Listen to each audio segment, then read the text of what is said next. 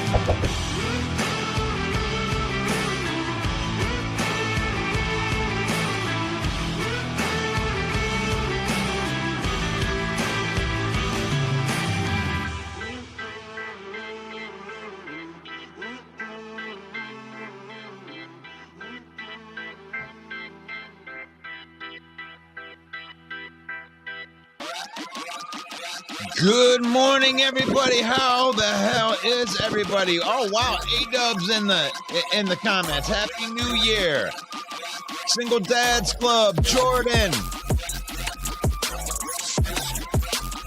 What team you represent into the comments? Got a lot to get to today.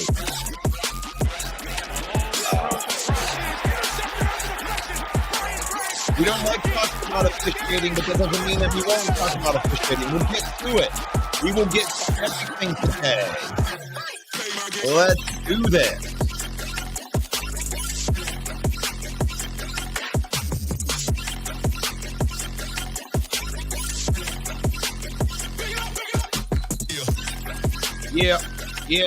Yeah, here we are. Welcome one, welcome all, ladies and gentlemen. It is Monday. It is Review Monday. This is Football Talk with Russell Wayne, and that is me, Russell Wayne. And we are broadcasting live right now. We are broadcasting live into the Detroit Lion News. Thank you, Joe Chapp, and Darcy and the rest of the crew over there at Detroit Lions News, allowing us to broadcast into your platform. We appreciate all the extra exposure we can get. The Detroit Lions Villain Squad, we just crossed over 14,000 villains. Hit that follow button. Hit that follow button. We're giving you good content 365 days a year as it pertains to the Detroit Lions, but that's not it. Mike the Bear fan, big win for them Chicago Bears, keeping their playoff hopes alive. It's not a big hope, but they're in a very similar situation as last year. Thank you for allowing us to broadcast into your spot. Detroit Rock City right here. Lions fall to The Dallas Cowboys 20-19. We're gonna definitely talk about that when we get main event Mike in here. The Chicago Bears. The Chicago Bears put a beat down on these Vikings, and we're going to talk about that too. And this one kind of makes me smile a little bit. I really could root for both of these teams. Either way, I got one of these trash teams to lose, and the Packers put it to them. The Packers put it to them in that game. We're going to get to all that, but first, I'm going to welcome my compadre to the stage. Welcome, main event Mike. Happy New Year, Russ. Happy New Year to everyone out there. Happy New Year. Happy New Year to the division champs. The Detroit Lions still 11-5 after going through that. Which game do you want to start with, Mike? Do you want to start with that one? Because I don't want to get into the officiating quite yet, because I want to save some of that officiating talk a little bit for later. I might not be able to do it, guys. We may end up just talking about it anyway.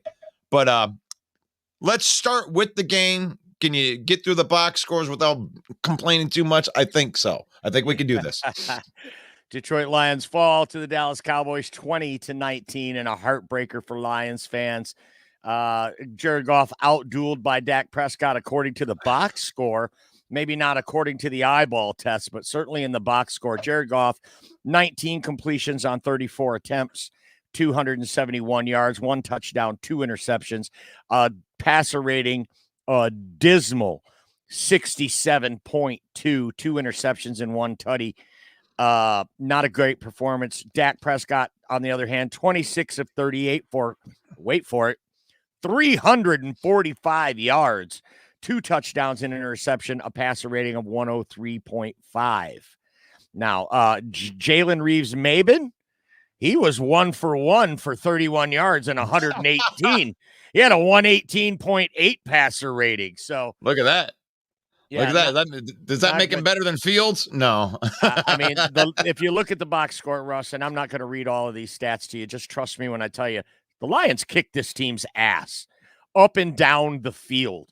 The one thing that really stuck out to me is only going 4 of 13 on third down, while the Cowboys were 7 of 14. So 50% on third down is going to get it done, and that's what Dallas got. But 4 of 13, not going to get it done, around 30% on third down. That just is getting the Dallas defense off the field too much.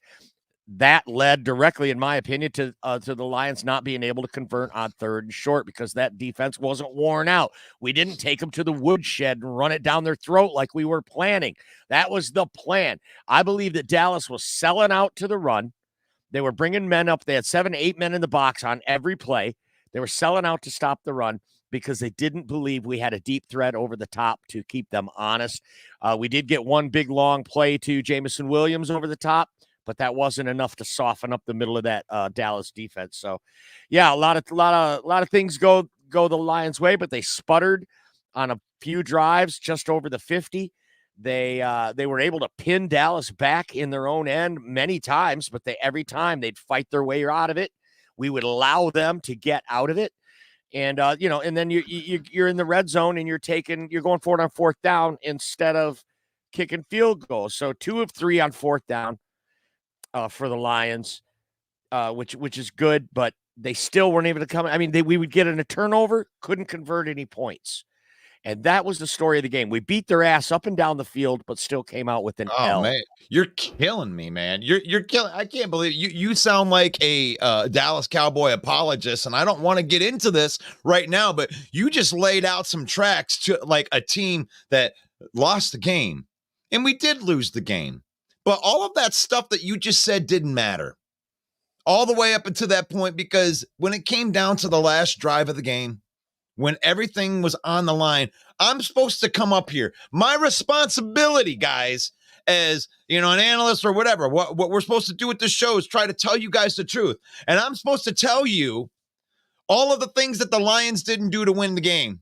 When 2 minutes, less than 2 minutes were left, when it mattered, Our quarterback, Jared Goff, drove right down the field on that Swiss cheese defense and just drove right down the field, scored a touchdown, scored a 2-point conversion to go up 21-20, and it was taken. So everything that happened to lead up, that whole script, everything that Mike just said, yeah, we had trouble stopping them. And when you look at Dak Prescott's stats saying 345 yards, he got 97 of those on one play where Derek Barnes had him dead to rights in the end zone. That's not an excuse, but what I'm saying is that's pretty lucky in that spot right there to have Kendall Vildor fall down, Derek Barnes miss a sack, and then you score a 97-yard touchdown. You take that play away, it's 240 yards passing. It's kind of a pedestrian day. The defense did a better job than what Mike just painted right there. You would think that we got our ass kicked in this game going up down. We couldn't get anything done on third down, fourth. It doesn't matter. They played well enough to win the game. Mm-hmm. And that's my biggest problem with everything that happens. You guys can say whatever you want. This is me right now. I don't care. I don't care. That's you right now. That is me right now. But the thing is, if you want to compare like a holding call in the third quarter, you want to throw up some stuff. No, referees have too much power in this game to completely change the outcome of the game on the last play of the game. It is what it is. I love you, and man. I want to move it. And I want to move it. I love you, man. You preface everything with, we're not going to talk about the refs. And then you go on to talk about the refs for a 2-minute rant. So I love it. Yeah, but you just ranted on the Lions like they just got their ass kicked in the game. Like there's all these different reasons. Yeah. The box. No, but you're putting more into the box score. You add more to, they couldn't get this done. They couldn't get that done. That's not true. It's not true. It's not true. I didn't say anything. I didn't say anything that wasn't true. They did get it done. That's my problem with it. That's why I went into it right here. And I want to move on now. So call me cute. Call me not talking about it. We're going to get back into it because I'm not going to stop talking about it. You can call me whatever you want, Mike. I don't care. I'm not calling you nothing. I'm just saying I didn't say a thing that wasn't true. We were 4 of 13 on third down. That's not going to get it done. Spin it any way you want. We're talking about Bears now. Falcons. Bears beat the Falcons 37-17, and they just truck sticked them, boy. If you look at the box score on this one, I mean, you're talking about total yards. Every boxer, they just totally ran over him. Justin Fields had a great day statistically, 20 of 32 for 268 yards and a touchdown, a passer rating right near 100. He also contributed 45 yards of rushing. So Justin Fields with a great game in week 17 against Atlanta. And as I predicted, Khalil Herbert had another banner day. 18 carries, 124 yards and a touchdown. Khalil Herbert averaged 6.9 yards per carry average, folks. But the Chicago defense really able to stymie Atlanta. Atlanta did have 134 total rushing yards, but they got some garbage yards from their quarterback. Garbage. Yeah. Garbage. You're reading stats again. Yeah. Bijan Robinson, 15 carries, 75 yards. That's a 5-yard average, but it didn't matter. They were playing catch up the whole game. Yeah, you're running draw plays when the game's out of hand, whatever. Whatever. You got your ass kicked, Atlanta. Mm-hmm. Shame on you, Atlanta, for showing up like that. One more. Chicago, 192 yards on the ground, able to run the ball. DJ Moore, big game, 9 catches, 159 yards and a touchdown. Hey, and Robert Tonyan shows up with 3 catches and 40. But the real story, able to run the ball, control the clock. Chicago had the ball more than 37 minutes to Atlanta's only 22 minutes. You can't win the game. You only got the ball for 22 minutes in a game. Damn it. And I'm looking at that box score right there. Khalil Herbert ran all over your ass. You ain't playing like a playoff team. You had a chance to seal it out. You could have taken that division right there. You had a golden opportunity and you just, you shit the bed. The Bears wanted it more than you. The Bears wanted it more than you with they start out bad. They look a lot like the Lions did last year. Coming down the stretch, and they get to go play these Green Bay Packers this week. And I'm going to pick the Bears in this game. I'm telling you, I'm giving you a spoiler alert for my Friday right here. I'm taking the Bears in that game because I hate the Packers pretty much. I mean, I really don't have good football reasons for it. I just hate the Packers, and I would love to see the Packers get eliminated from the playoffs 2 years in a row in the exact same way by a team who's playing for nothing. They looked awfully good yesterday, buddy. What's that? The Green Bay Packers? Packers looked awfully good yesterday. You want to move on to that one? Let's get into that because I do want to get back into this crying about the referees thing. Thank you. Green Bay smashes Minnesota at home 33-10. Jordan Love with an outstanding performance. He had a passer rating of 125.3, Russ. 24 completions on 33 attempts, 256 yards, 3 touchdowns, no interceptions. Just a stellar performance. He looked like a seasoned veteran. I did watch most of this game, and it was boring. Green Bay was just taking him to the woodshed on every series. Quarterback play, obviously the reason we gave you Jordan Love stats. Here's the two quarterbacks from Minnesota. Jaron Hall, 5 of 10 with 1 interception. Nick Mullins, 13 of 22 for 113 and a touchdown. They couldn't get anything going on the ground, only 67 yards total rushing for Minnesota, while the Pack put up 177 yards on the ground. Aaron Jones with a 6-yard average, 20 carries, 120 yards.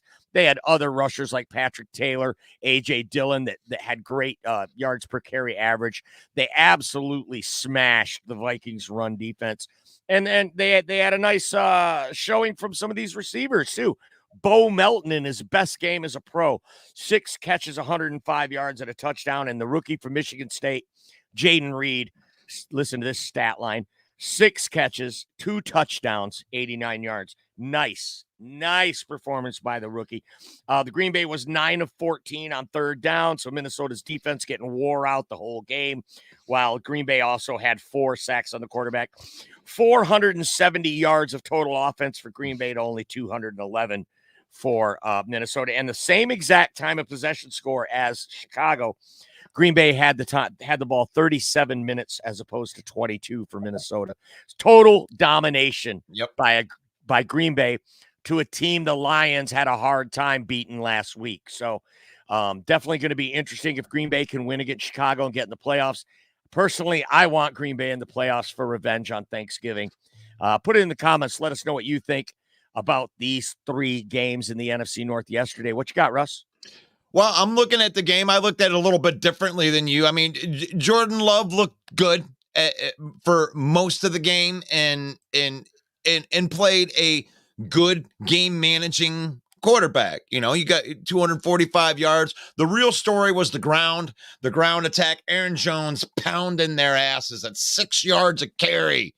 Look at Aaron Jones coming in there, beasting it. And then when it comes to them dominating, you put Jaron Hall in there. The guy didn't complete a pass until the second quarter. I mean, this kid was definitely in over his head. Jaron Hall has no business being out there running an NFL football team. And then you put a bad version of Nick Mullins in there, who is, a seasoned veteran that has been exposed already. The story's been out on this Minnesota Vikings defense for a few weeks now. They've been running some points. They had a great start to the season. I love what Brian Flores has done with very, very limited talent. He's done a lot with it. But the thing is, this is the NFL, and it catches up to you. They find your tape. They find ways to beat you. In the last 3 games, they've really been exposed on defense. They're just an average defense that was playing above their heads at the beginning of the season. But you got your ass kicked. You have no business being in the playoffs, eliminated from the playoffs. You're going to finish 7-10 after we kick your ass next week in Ford Field. So that's my thoughts on that. Minnesota, but they are who we thought they were. You are who we thought. That you're gonna finish at the bottom of the division, just like I said. Mm-hmm.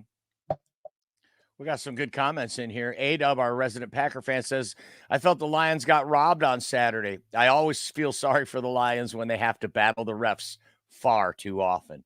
Great take, A-Dub. Thank you for that. Right there. You can take the apology and stick it where I didn't say stick it because I was so upset when I made this, but yeah, take your apology where the sun don't shine. And that's in your bunghole.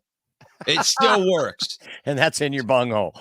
Ken says, Ken says, what's really bad is you have Tony Romo and Troy Aikman saying the refs messed it up. We'll leave it at that. I believe in karma. Ken believes that that's going to come back to bite the Cowboys in the playoffs, apparently. David Cadillac says, refs blew it. What about not kicking that field goal in the first half instead of going for it? Go Lions. I'll address that first, Russ, and I'll kick it over to you. First of all, if you kick that field goal in the first half, that changes the entire complexion of the game. Everything that happened from that point forward would be different than what happened. I absolutely wanted them to kick the field goal in that position because I felt like this game was going to come down to the end when it would. Obviously, it wasn't going to be a shootout. Wasn't going to be a high-scoring game. We knew by that point that that's the way it was going to go. Right. I definitely would have liked to seen, and I was calling for it too. Me too. We were in a room full of 40 people. I'm going, kick the field goal. Yep. I was with you, though. I was with you on. I'm usually I like over aggressive, Dan, but that came after a turnover. That's what I was about to say. Yeah, I was going to say, but that one came on a turnover, and I wanted to come away with some points. Both turnovers. We had two great turnovers on Dallas, and we came away with 0 on both. So thanks for the comment, David. I really appreciate that. And I want to address that further, just a little bit further, and just because what you're talking about, the complexion of the game. And the thing is like, we can criticize this. You want to go back into the first half and criticize some play that they did or didn't do. And like you said, it changes the whole complexion of the game. But here's the thing. What if Dan's 50% on his fourth down? And here's the thing is when you see Dan at 50% on his fourth downs, you know what you see? You see blowout double-digit wins. The Lions blow out double-digit win against teams where they're successful on third and fourth down. I am not going to crucify this guy for going for it on fourth down. This is what you got. He shouldn't have kicked the field goal. You know why? Because that's not Dan Campbell. Well, we're talking about the field goal in the first half, not the extra point at the end. But what I'm saying, this works for that too. Okay. I didn't make a graphic for that specific one in the second half, but this is the same premise here. It is, and we're going to kick that question over to the commenters for sure. You're right, though. Dan Campbell was aggressive. He was 2 for 3 on fourth down with a beautiful fake punt in his own end for a 30-yard gain. And you know what? We got 0 points out of that drive, too. So both turnovers and a fake punt, you come away with nothing. So I'm not trying to paint them in any kind of light. We did hold Dallas to only 61 yards on the ground, as usual, stopping the run, what this team does well. So, and we kicked their ass, man. You look at the box score and read it for yourself. We kicked their ass. We had 3 sacks. They had 1 sack. We won every category except the scoreboard. Micah Parsons was a non-factor. I mean, except for giving us an extra play on that 2-point conversion at the end, giving us an extra play. He only showed up in the negative light. He was okay. But you're talking about defender player of the year. He wasn't that. He got handled. He got handled in that game. It was the interior pressure, and they were doing pretty cool blitz packages. That's how they were stopping those. They were blitzing on that run. Mm-hmm. I want to catch up on these comments, so let me know when you're ready. Go ahead. Hit that up. This next comment comes to us from our good friend Steve, who changes his profile picture more than Dan Campbell goes for it on fourth down. He says, Jaden Reed also broke Sterling Sharp's rookie record for receiving. So the kudos to Jaden Reed. Good call out on that, Steve. Troy Thibodeau says, both are frauds. Please keep Love. He's a backup at best. LOL. Wow. Thanks for the comment, Troy, but I got to disagree. This kid looks like the real deal to me. Yeah, and the thing is like there's a gray area in there too. I don't think that he's a backup. I don't think he's, I think that he's going to be a good quarterback. He's going to be a good quarterback, but I don't think that he's Aaron Rodgers. I see him make too many of the there's some throws that he makes that aren't that good, guys. Like they're not they act like this guy's just like spinning every single throw. Now some of them look amazing, guys. Flinging out the side, all that, and he can put it right on the money.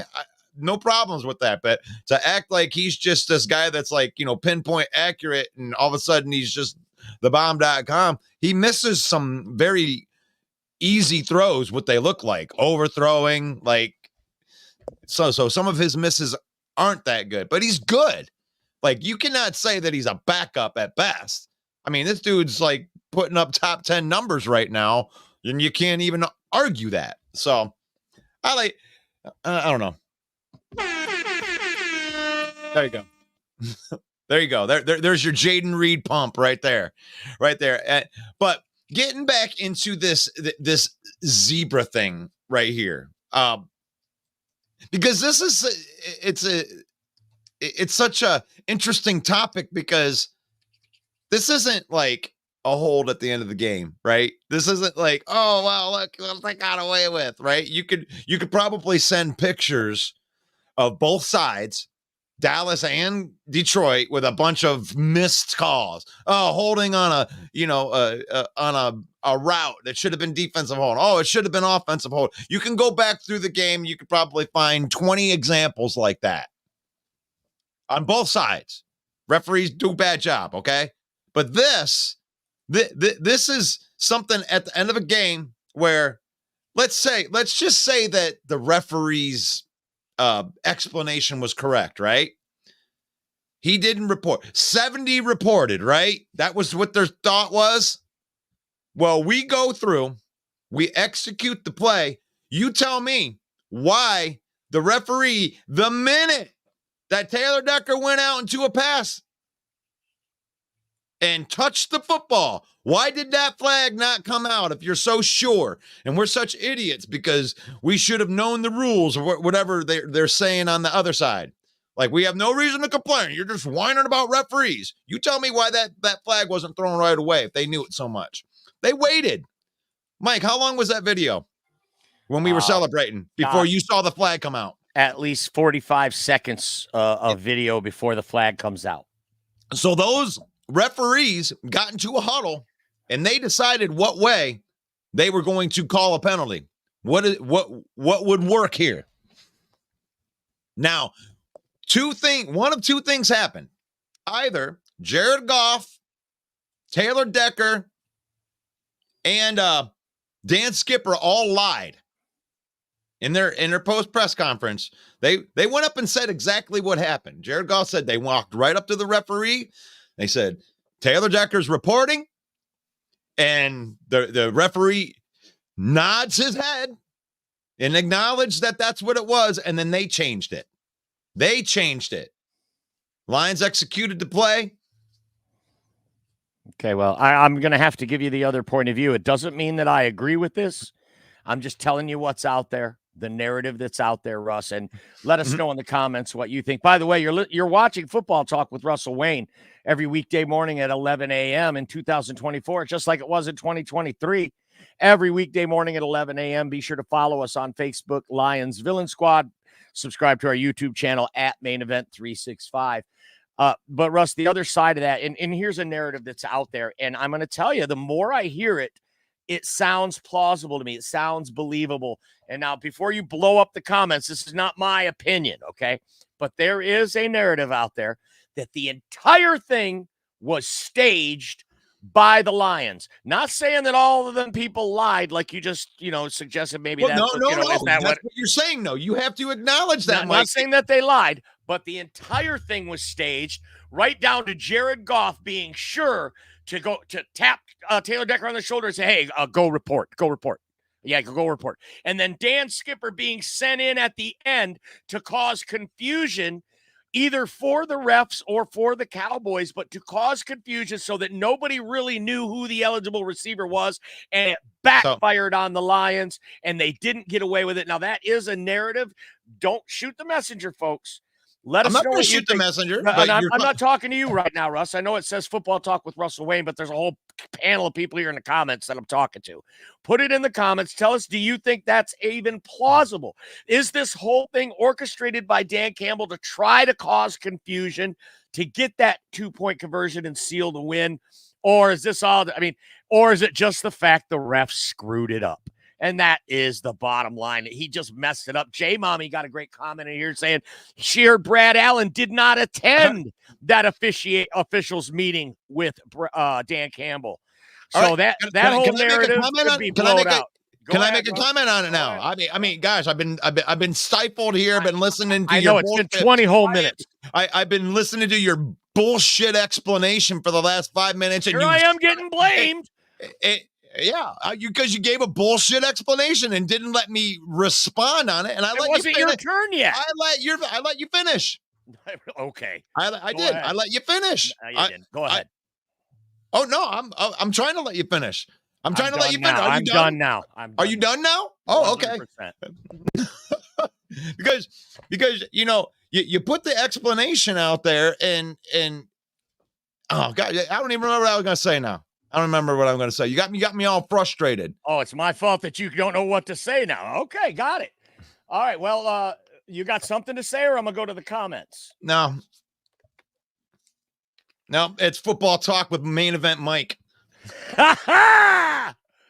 We probably wouldn't have as many viewers if that was the case. We got a new commenter, Jamal Grant. Thanks, Jamal, for putting a comment. Appreciate you being here. Go get them. Love your point of view. Go Lions versus everyone, even the refs. Joel Jones says, I'm still upset with that call. Yeah, you and Russ Wayne both upset with that call. So I'll refresh that comment, Russ, so that you can maybe try to get your train of thought back.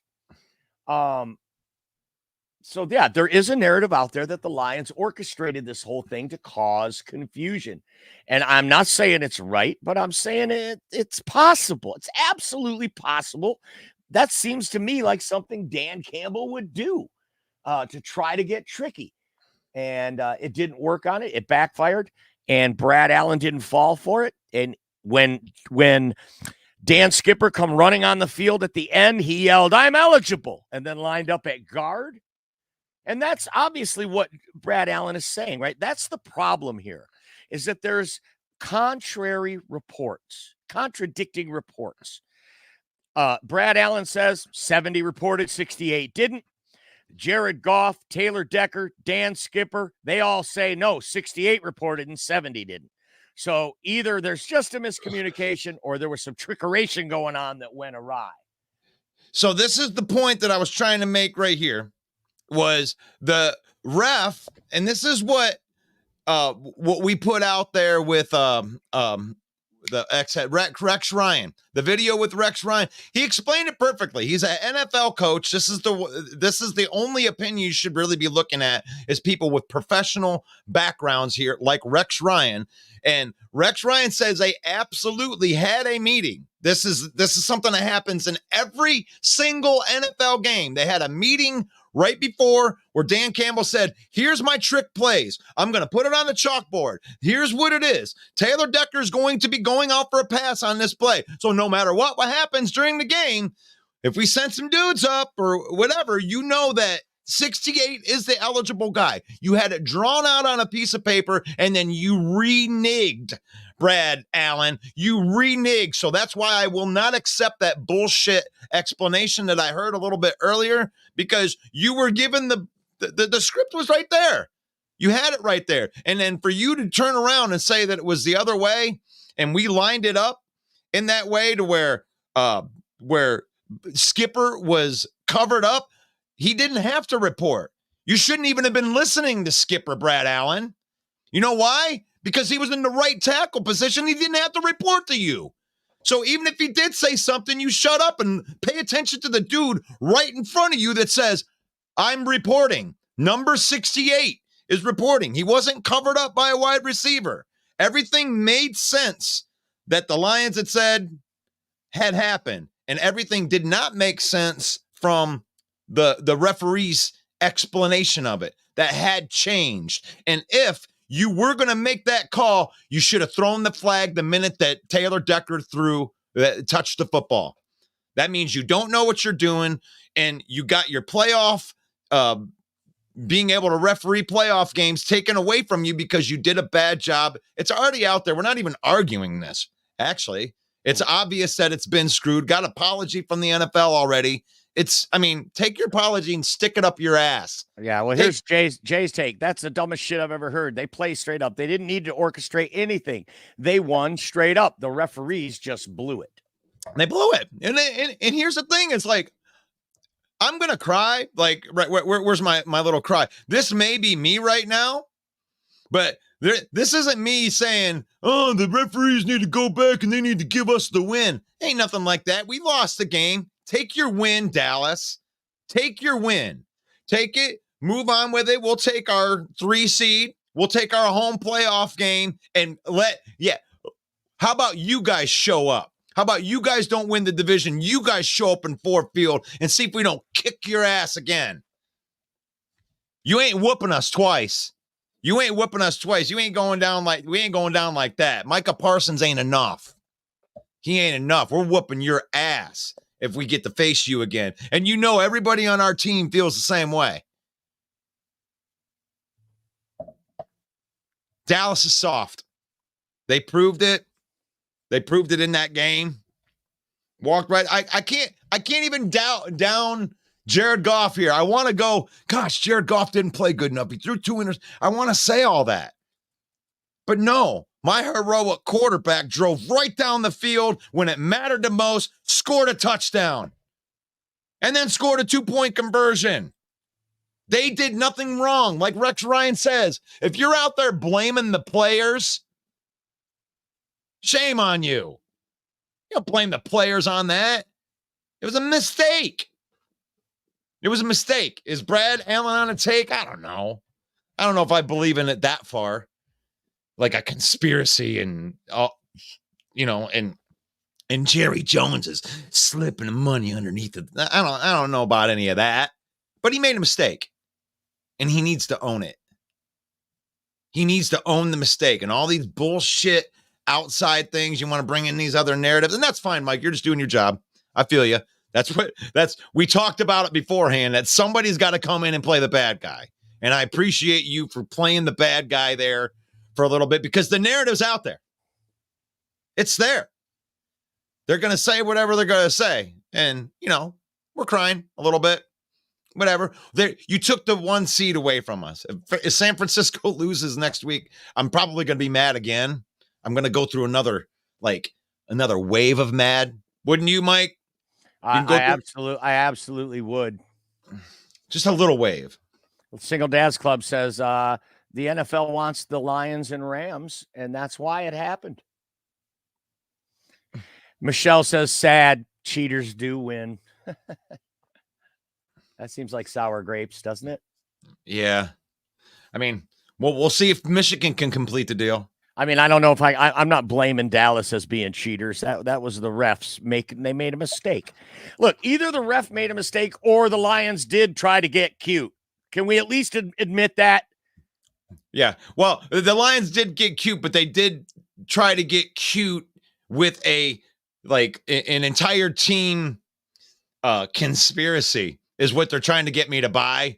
The whole team. You're telling that. So it's either the ref messed up and he won't own it, or 5 players on the Lions team all conspired that just in case their perfect play that they had planned, that they practiced all week, didn't work, that they would have a bullshit reason to get out of it. Or the ref messed up. Oops. Yeah, what seems more believable? 5-person conspiracy. What happens if the play works? Oh man, we practiced all that conspiracy for nothing. Mm-hmm. Give me a fucking break. The most logical explanation is usually the right one. And the most logical own it, Brad. If you watch the replay, the ref wasn't even paying attention to Skipper. He didn't even look his way. Skipper was 10 yards away from him. How could that even be your answer? And now that somebody's put out this narrative of it all being orchestrated, that's kind of what the NFL is kind of going with now. But so with 80,000 people, you said in your one post, you woke up a sleeping giant.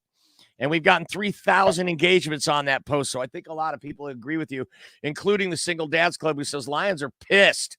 That's enough energy to send us to the Super Bowl. What do you think of that, Russ? Hey, I'm not going to say yes or no on that. That feels great. That would feel great. I feel like I'm pumped up enough that I would just suit up. I want to go play.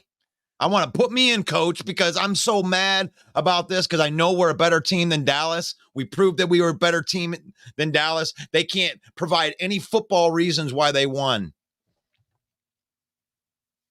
They have nothing. They have nothing other than what the referees decided at the end, because the game ended with I guess there's 26 seconds left. I know that well, they had 26 seconds. You could have went out there like Patrick Mahomes and yeah, you could have did that.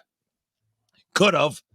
It wasn't really probable at that point, especially when you fire up my defense like that. Tell me that defense isn't fired up, Mike. You think that he's going to go down there in that environment like that with our defense playing the way there was towards the end right there? Yeah, right, for sure. I mean, they would have been fired up. That would have been we would be a hard defense for Dak to go down, knowing they weren't running, knowing they had to get down the field with the way our defense was playing. I doubt it, guys. I'm going to be real interested tomorrow because it's PFF Tuesday, and I'm going to be real interested in some of those grades from that game in particular. So let's since I'm so hot on it, this is playoff implications right here. This is this Green Bay team, because let's change the gear here because we do have some Green Bay fans in there.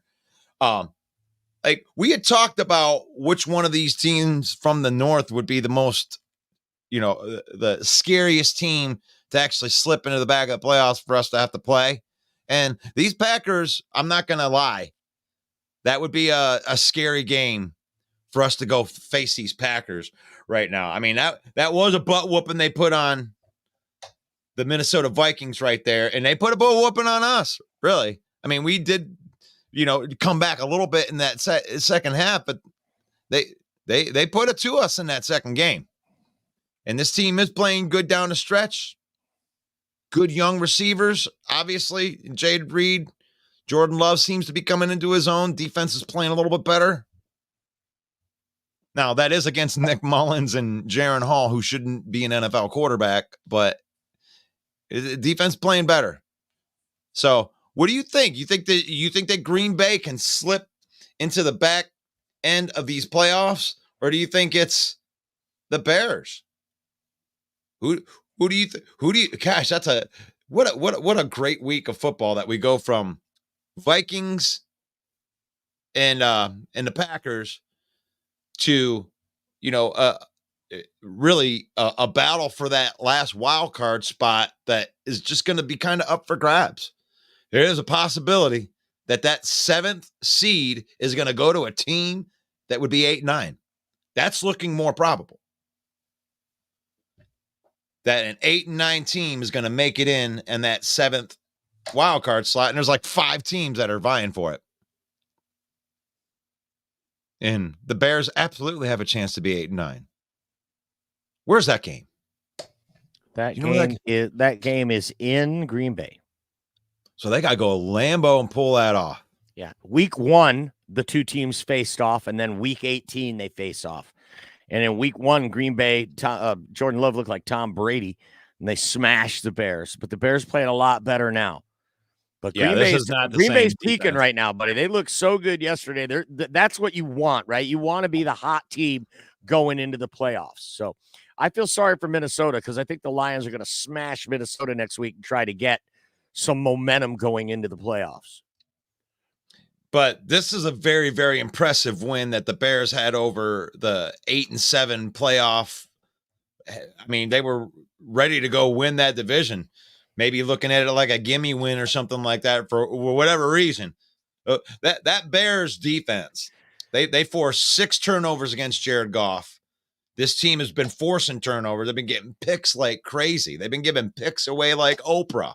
You can have a pick. They can have a pick. Tyreek Stevenson had 2 picks. I mean, they were giving them away, Christmas spirit. There you go. Have some picks all over the place. But that defense is for real, man. Tremaine Edmonds, Montez Sweat, that's that turned out to be a nice pickup for them. That looks like a legit defense. And, good. Justin Fields is Justin Fields, but he's a playmaker. And if you got a good playing defense like that, can run the football, makes you a dangerous team. So what do you think, man? I don't know. This is like too up and coming. I think that the Bears defense is better than the Packers defense right now. But I think that the Packers offense is better than the Bears offense right now. Mm-hmm. Joel Jones agrees with you. He says Bears are going to do what the Lions did last year. Go into Lambeau and beat the Green Bay Packers and prevent them from going to the playoffs. Is that the scenario? I'm not as familiar with it as it should be. I like that. I like that scenario, but that's the scenario. I mean, the Packers aren't guaranteed to go to the playoffs or if they win. Yeah, A-Dub says the Bears are all about playing playoff spoiler since the Green Bay win yesterday eliminated the Bears from the playoffs. Oh, so by virtue of the Packers winning, the Bears were eliminated. I did not know that. I thought that the Bears still had a shot. I didn't know that either. Thank you, A-Dub.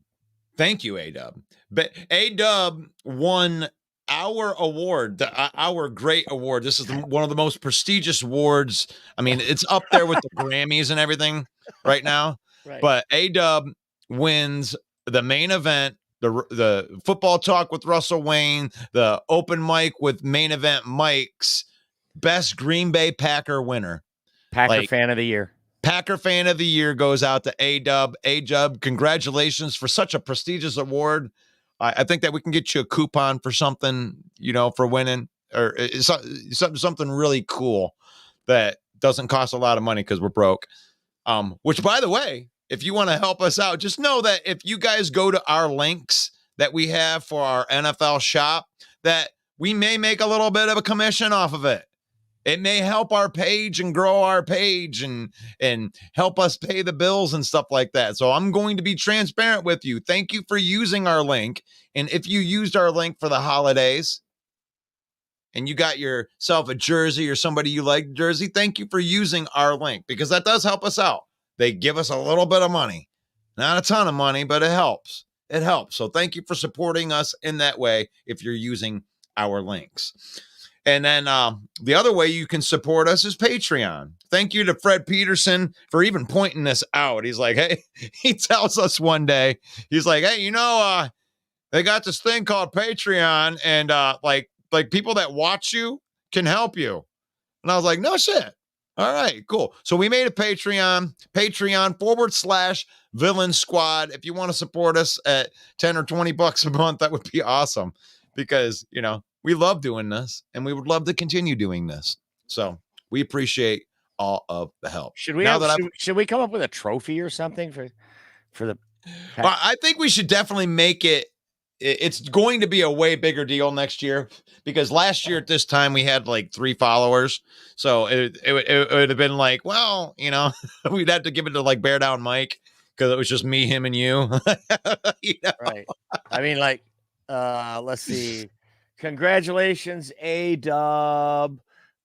You win. What do you win? Let's see. You win this back scratcher that I've got here on my desk. Congratulations to A-Dub. And then Bear Down Mike. I mean, he's the guy. Oh, where do we go? Okay. I was like something. You're all right. You're right. Bear Down Mike, you are the best Bear fan. You're the greatest Bear fan that I've ever seen. Out of all of the fans, I think that you've supported the absolute most. I mean, he came in every week after all the losses. They were like 0-6 or something like that. And there's Bear Down Mike. F that loss. Bear down. I love it, dude. That is fandom. Well, our noticeable today is our Viking fans are missing today. No Sarah, no Sebastian, no Jason, no Zoe. No Viking fans after that beat down there. They've scurried off into a purple hole. The purple people eater. That's what it is. They ate all their peoples. They purple pillow biters. So what do we got in here? We got some opinions on the refereeing. Let's get in here. Have we been looking at this or you've been checking it out? You got some. Give me some stars, Mike. I've been weeding out all the vulgar comments from Paul Peters. So Butthurt Bill is in here trolling. So I've been cleaning those out. J Mommy says after this season, I'm pretty sure that free agents will be calling the Lions, which is a new thing for us. That and the draft are going to be interesting, especially here in Detroit, J Mommy. I love that call out. The draft being here in Detroit. So it's going to be outstanding. Yeah, pretty much it's just the same old stuff. These guys are talking amongst themselves in the comments. Yeah, so Yeah, and I hope that we covered the it is not our most favorite thing to talk about referees. We don't want to talk about referees. I honestly I hated it. Mike, you knew me, you saw me after the game was over. It's like, I don't want to talk about this, Mike.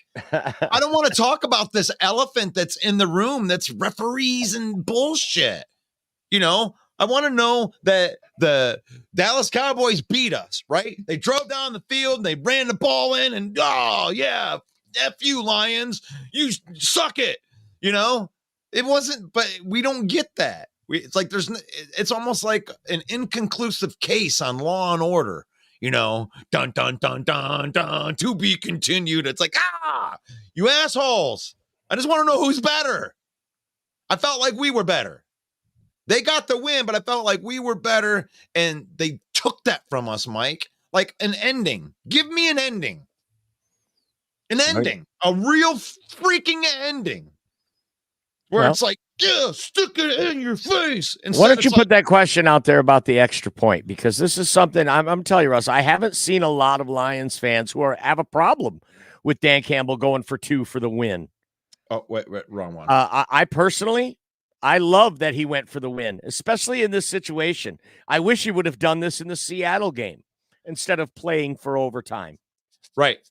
And I think don't you think that's him like saying, I'm not going to be that way anymore? Like, I'm deciding this is the way that I'm going to be. No, I think it's situational. I am not going to I think in that situation, he thought that because there would have been a lot of time left on the clock if he'd kicked the field goal against Seattle, he would have left Geno enough time to come back and beat him. So instead, he kicked the field goal to tie by running down the clock first, right? That was the whole thing there. In this one, Dak was only going to be left with 23 seconds left. He wasn't in danger. He wasn't so much in danger of having the opposition come down and beat him. He wanted to go for the win. He wasn't playing to tie the game. And I haven't seen very many Lions fans object to that. Let us know. Do you object to that? Should he have kicked the extra point, send it to overtime, live to fight another day? That's the traditional, right? That's what historically NFL coaches do. That's what's considered, quote, smart coaching. Right. To tie and go for it. Well, I like it. I like our coach to be that way. Be who you are. And he went for 2. He went for the win. I'm not against it. Let us know if you are. And Mike, I'm lockstep with you on that. Don't change who you are for anybody. You are Dan Campbell, the aggressive guy. And really, did you really want to go to overtime with what CeeDee Lamb was doing to that secondary? Now, I don't think that he would have gotten anything done in 29 seconds, in a timeout or whatever they had left. But I do think that CeeDee Lamb was outstanding in that game. And that if we went to overtime, that him driving down the field and scoring a touchdown after we got a field goal in overtime was plausible too. I have no problem with Dan Campbell going for it, going for the win. The win or loss is going to be my decision. Not hoping that my defense stops them and everything's on them. We got to stop them from their plan. I'm in control here. I'm going to decide whether we win or whether we lose. And I'll live with it. Yeah, man, it looks like the call didn't blah, blah, blah, right? Now we got to live with it. We got to live with the loss because our coach is a cowboy. Pun intended. We got beat by the Cowboys. Our coach is a cowboy. And he's a former cowboy. And Dan Campbell coached a good enough game to win. In my opinion, that's my opinion. I thought that the Lions played good enough to win. And I'm not going to go in and micromanage the game. God, I could go in. Yeah. Hey, I wish that the Lions played better offensively. Sure. I can go into the game and do that.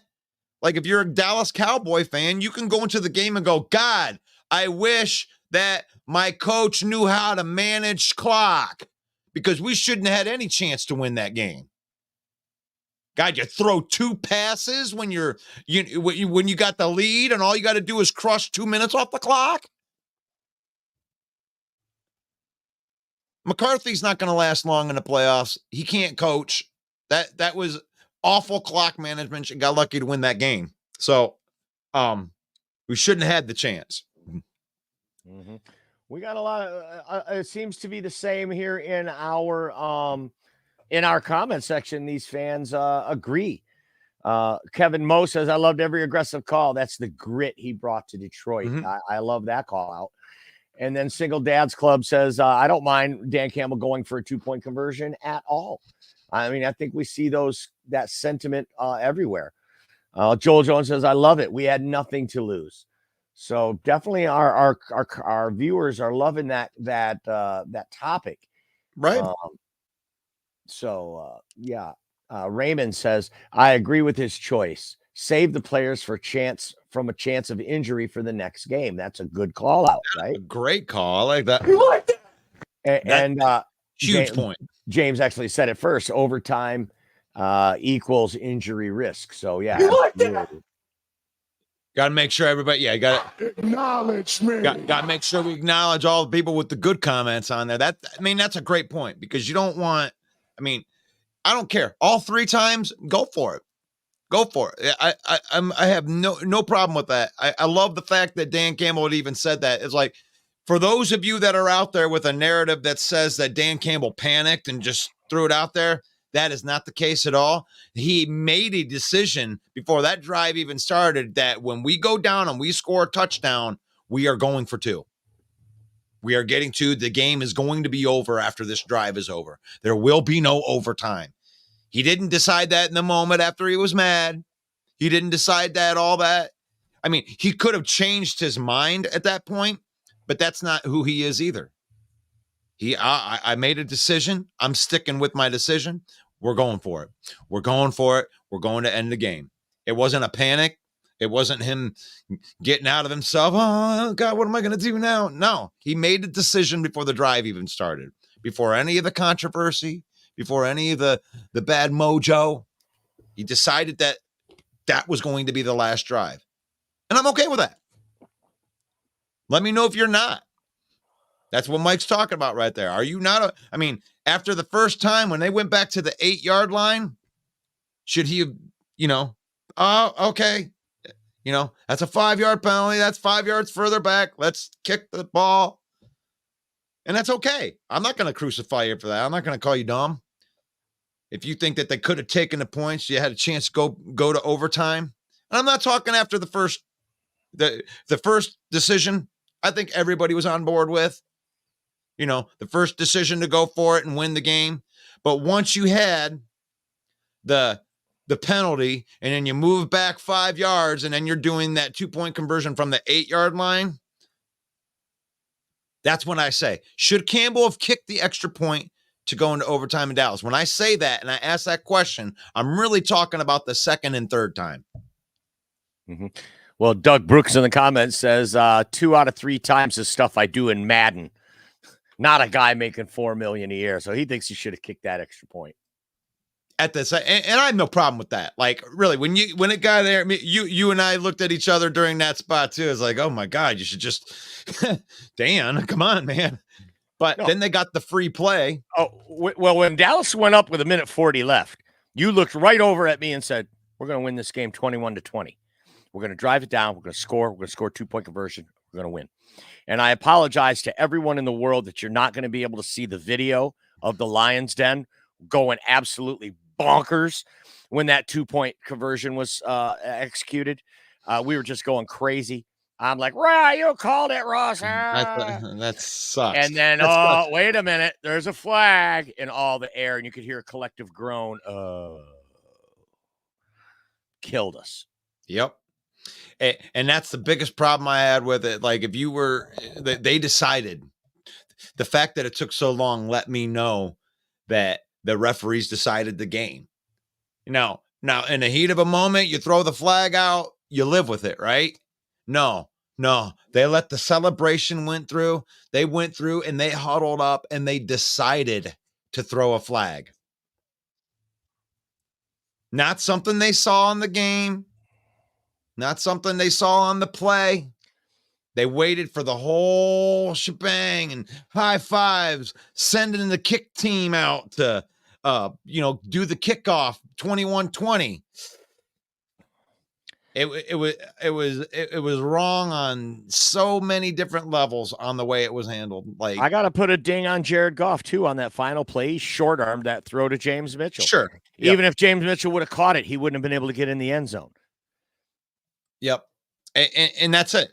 Now we're talking about, plays after plays that shouldn't have, like, you're talking, he did short arm the throw, but think about the psychological that happened to him. Yeah, I think everybody felt like we were going to fail. Everybody thought like we were going to fail after that screwing by the ref. So, right. Yeah. Like, and I would feel that way. That's hard. You try it. And the thing is, if you want to call me a crying whine baby, that's fine. If this is me right now, that's fine. But if you do call me this, you must have to acknowledge that if it happened to your team, that you would have to be okay with it. You need to be okay with it too. Like if that happened to the Green Bay Packers at the end and that was the Kansas City Chiefs and you have to go home with an L after a successful 2-point conversion, and then you have to go home with the L. If you can accept that as a Packer fan or a Bear fan or a Viking fan, if you could accept that, elimination from the playoffs or, taking a 1 seed away from you, if you could accept that, then you can call me a crybaby. Fine. I'm crying. I'm going to bitch about the refs because the refs screwed us. And if you think they didn't screw us, I got 2 double middle fingers for you and you can suck it. I don't care. I don't care what you think. Ken's got the question I need the answer to right here. How does Derek Barnes miss that tackle for a safety in the end zone and change the entire game at that? I mean, it was like he ran right past him. I mean, I feel this is just me, my stupid stuff here, but I feel like those blue uniforms, they kind of blended in together. And I can't explain why Derek Barnes heading to the quarterback on a full speed run would run right past him. I need someone to explain that to me. Because that changes the entire game. At that point, they're kicking to us, and it's 5-0. Right. Not 7-3. Right. Yeah, that's a game changer right there. You can go into the game, and that's a play in the first quarter we're going to, right? And I get it.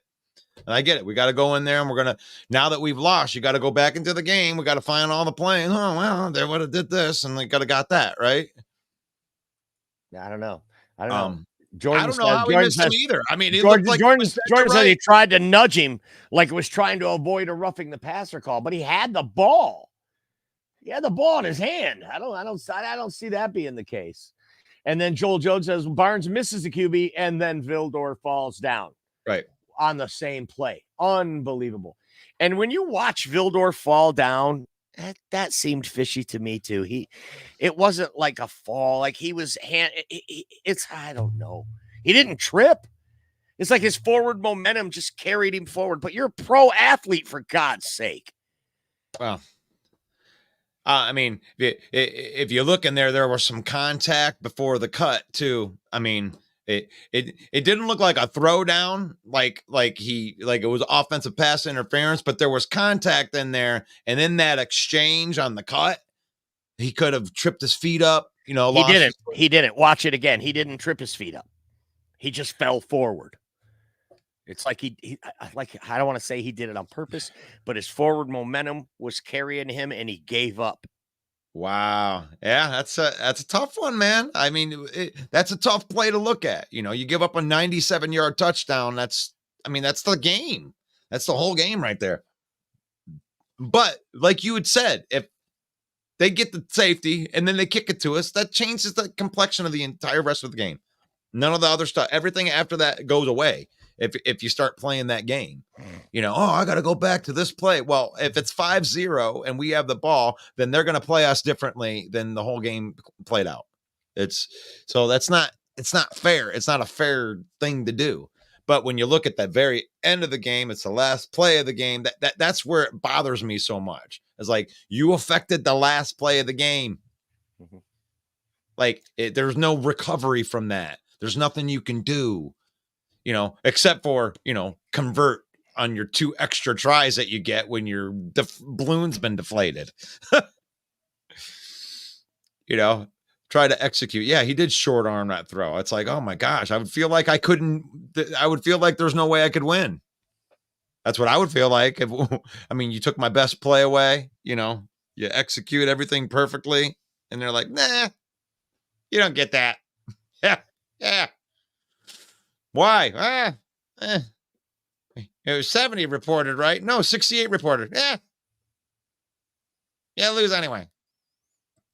You're watching Football Talk with Russell Wayne. It is New Year's Day. Michigan plays Alabama tonight. They go on at 5 p.m. Eastern time. And as a result of that, folks, there will not be an NFC North open mic night tonight. We will be canceling tonight, but we will be back next Monday night at 7 p.m. Eastern time to talk a little trash. I invite Paul Peters to come in. Even though he won't show his yellow butthurt Bill face on camera. He wants to stay here and say vulgarities in the comment section. So if you guys happen to see that, be sure to point it out and let him know what a tool he is. 7 p.m. Eastern. That's NFC North open mic every Monday starting next week. Join us, won't you? I got to go, Russ. God bless you all. All right. Main event Mike coming in on this. This is what I call butthurt Monday, right? It's kind of butthurt Monday for Lions fans, but it's not butthurt Monday if you're a Packer fan. Congratulations to the Packers on beating the crap out of the Vikings. I took a little bit of pleasure in that because I did call the Vikings to finish at the bottom of the NFC North, and you kept that feeling alive for me. You like that? And even though there's no Viking fans that are watching right now that are in there that are going to represent their team or whatever, but it is nice to know that I can brag about that a little bit, from the beginning of the season. Yep. Remember the familiarity. Oh yeah. I know what you're feeling. I know what you're feeling. So I know what we are feeling. Remember the fail Mary, the fail Mary. Yes. We've been there, but we've been down this referee road before. It's like the Lions fans. It's not even that surprised that it happened. The only thing that surprised me is how late it was. Because I was sitting there, I try not to celebrate too much, even during the games, because you're just waiting for a flag after every successful defensive play or whatever. But it is what it is, man. Having a loss going right into the playoff, and not just a loss. I mean, if they would have blew us out, that's a different scenario. But when you go into a game that you really feel you should have won, and you felt like you did enough to win, those guys on the team, those 53 men, even extending into the practice squad, this is going to be a hard team to beat in the playoffs. I have a feeling this is going to be the year that the Lions do win a playoff game, and anything after that would be gravy. But I think this is going to be they're going to mark that one off. This team is going to play with a chip. They're going to play physical, and the team that faces them in the playoffs is going to be in for a fight. I would be beside myself, but that's all right. We do this 365 days a year. It's Football Talk with Russell Wayne. We talk NFC North football 5 days a week, Monday through Friday. Monday's our review, the review. And then we usually have the NFC North open mic, but we're not going to do that tonight because Mike is going to be watching the Michigan game tonight. National championship starts, and we're going to, we're taking that one off for tonight. But we're here right now. Football Talk with Russell Wayne. On Tuesdays, we do PFF. Tomorrow morning, we'll be back doing PFF Tuesdays. And PFF Tuesday, we're the nerdy guys, right? We're going to go through all of the PFF stats, along with, all of the down and dirty numbers. The down and dirty numbers. How good did your team do? PFF? Is it pro fake football? We like to line up the stats right up next to the PFF scores, and I like PFF because PFF grades offensive and defensive linemen, and they don't have good stats. So join us tomorrow for PFF Tuesday as we're going to go through the numbers. And then Wednesday is our All Lions Day. Wednesday, we're going to talk. We're probably going to get a lot more into this. There'll be some more information on this refereeing thing. I know they're going to hand out some punishments and stuff like that. We'll have that information going, and we'll be getting into that. But you know what? It's faith, family, and football. I am upset about the win, but I'm not so upset that it's going to ruin my whole life and ruin my week or anything like that. So faith, family, and football. I go to church in Burton, Michigan, at a place called NTC. And I love serving my community. Faith has to come first, because you may have faith, but not everybody else has faith in their lives right now. And I'm not just talking about faith in God. I'm just talking about faith in life. We were able to give away 400 turkeys for Thanksgiving.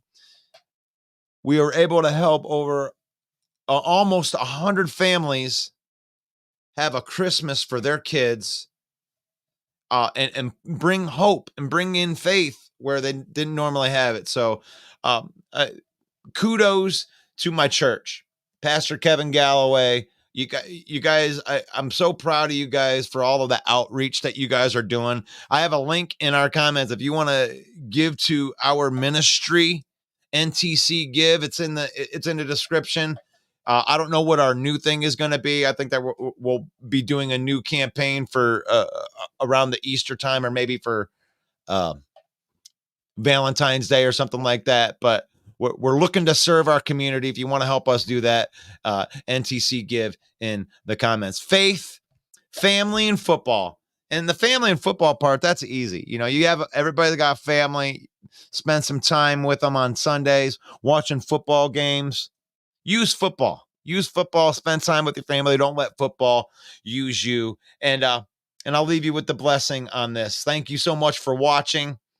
Thank you to the Villain Squad. Thank you to Detroit Lions News and Mike the Bear Fan.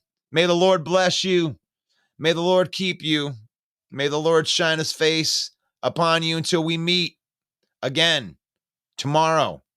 Football Talk with Russell Wayne, PFF style. God bless you guys. See ya. It reminds me of a football show, Football Talk with Russell Wayne, 11 a.m. in the mornings. You should watch it, because it could be good for you. It could be good for you. It could be good for your life. What's up, y'all? This is Ifeatu Melifonwu, safety for the Detroit Lions. And I just want to take some time out to give a big shout out to Russell Wayne and Main Event Mike from the Detroit Lions Villain Squad. It's a fan page and a podcast.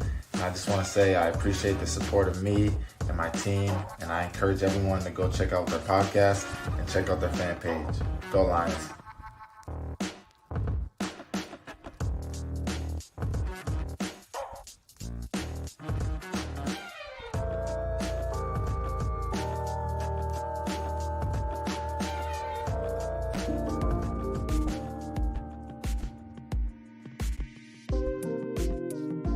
All right. Thank you so much for watching today. This is the last call. Some of you guys been partying so long from last night. Happy New Year to everybody. And if you're just waking up from your party, Happy New Year. From me, Russell Wayne, and from the Main Event 365, Main Event Mike. Thank you for watching. And this is the time right here. The last call, I still talk a little bit of football. It's like football after football. And I got the YouTube link. I'm throwing that into the comments right there. Please give us a subscribe. Throw us a subscribe in there with that link right there. God is good. Thank you, David. Love that. Sarah, it's really good to see you in there. You missed the first part of the show. I made fun of your Vikings a little bit on there, but I'm glad that you represented because I think that you're the best Viking fan. You're going to win our Viking Fan of the Year.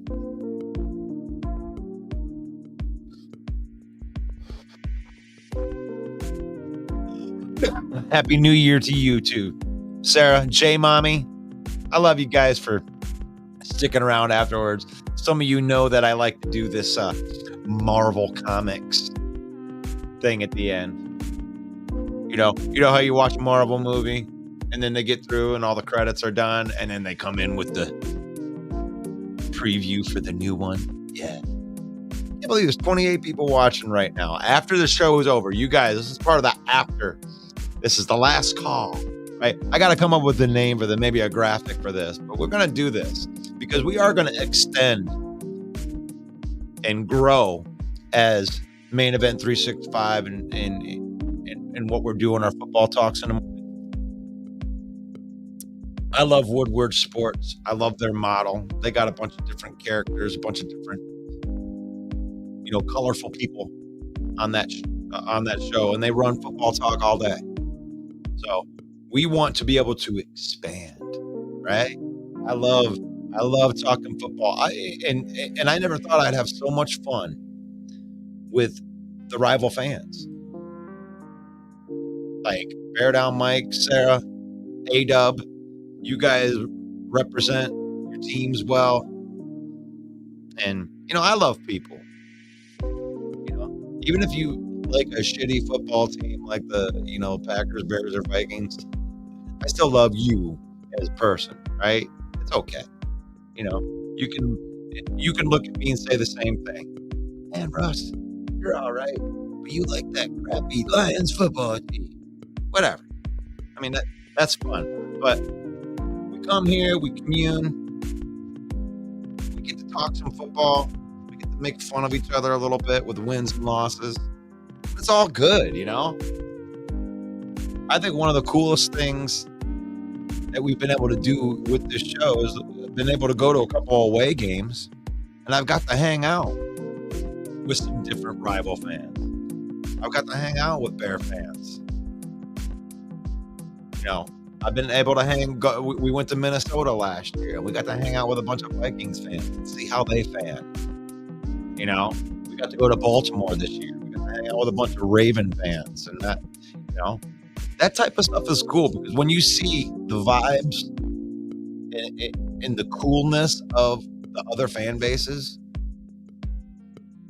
it's awesome. It's just a good experience. There's assholes in every fan base, but for the most part, most of the people there just have a good time. Of course, you want to see your team win, right? But the NFL's built a model that lasts 365 days a year. It's so fun to be a football fan in this day and age. I wish they'd make it more affordable for people. But when you got $200 million budgets, I guess you gotta charge a pretty penny for your tickets, right? But it is what it is.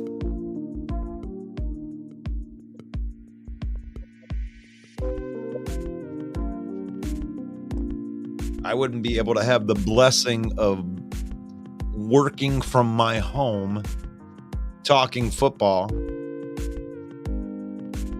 I have a 4-year-old autistic child. I can't tour like I used to tour and go around and do the music. I've been a musician for 20 years. More like 25 years. Gosh, Where's the time go? And it's became almost impossible to go out there. You know, it's hard to find people to watch autistic children. So you change your life around. You make your life work. And the 365-day year schedule of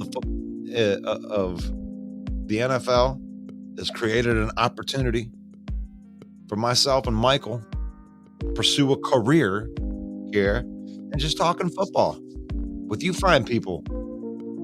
Talking football, having a page where we can get interactive responses. And if you haven't been to the page yet, go to the Villain Squad, follow the page, and join the conversation. You know, we ask a lot of the same questions that are out there. You know, you see the posts that are out there that we put up. It's all good. You know, the big talk right now being the referee thing.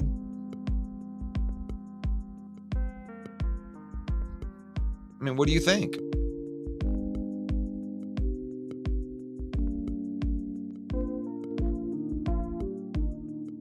One of the questions that was asked, you're taking a look at Happy New Year.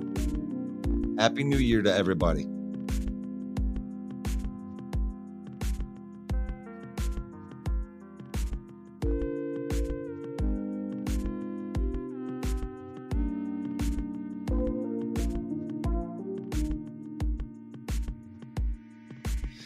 In other news, Matt Patricia. How about that match, Patricia? Anybody scared of the Eagles? Is anybody scared of the Eagles? With Matt Patricia? How did they think that was a good idea? Matt Patricia. Yeah. Follow that page. That one's up there. Mike throws up a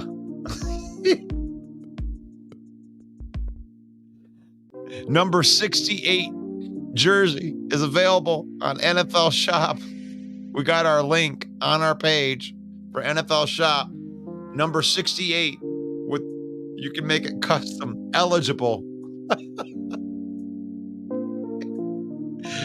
Oh, come on. That is good stuff right there. I got to share that. You guys got to see that. You guys serious? Look at this. Yeah, there you go. Oh, wait. I got to take that out. Oh, eligible. You can get your jersey with the eligible name on it from NFL Shop right on our page. Oh, where are we at? There we go. Let's look at this top right there. Lions Villain Squad. We just hit 14,000 people. I think something that many be liking our show right there. So good.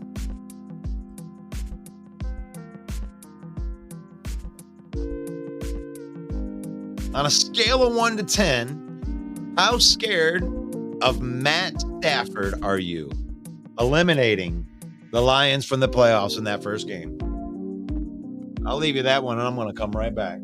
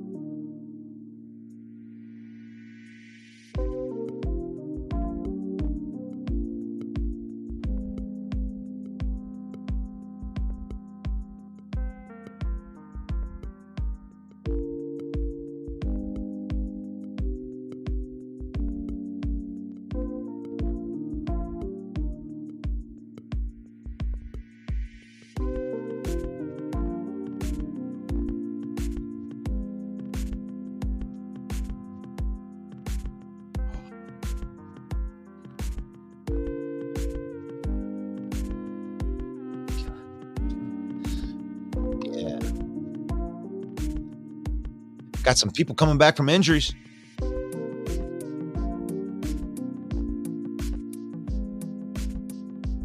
Who do we got in the comments here? I had 4 to 5. We've been at 7 to 10 wins every season with Kurt, except last. We are right where we usually be without Kurt. So it's time for him to go. Yeah, you're not going to have much choice in that. I mean, Jaron Hall's not an NFL quarterback. At least not yet. I mean, he need a lot of development, but it's like that didn't look good. That didn't look good.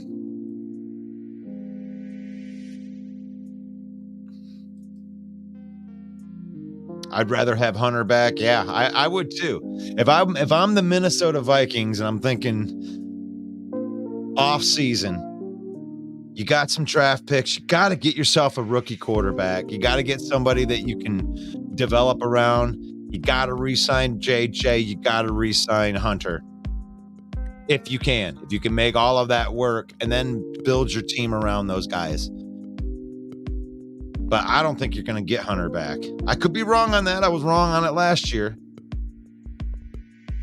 But Hunter held all the cards, man. And Flores took you as far as he could go with limited talent on defense. Like that schematically, I can't believe how good that worked for most of the season, but it got exposed.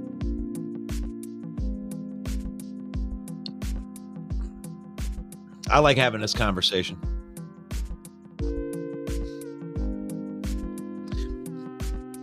At least we now know what we have in Hall and draft a quarterback. Yeah, I mean, you had to see it.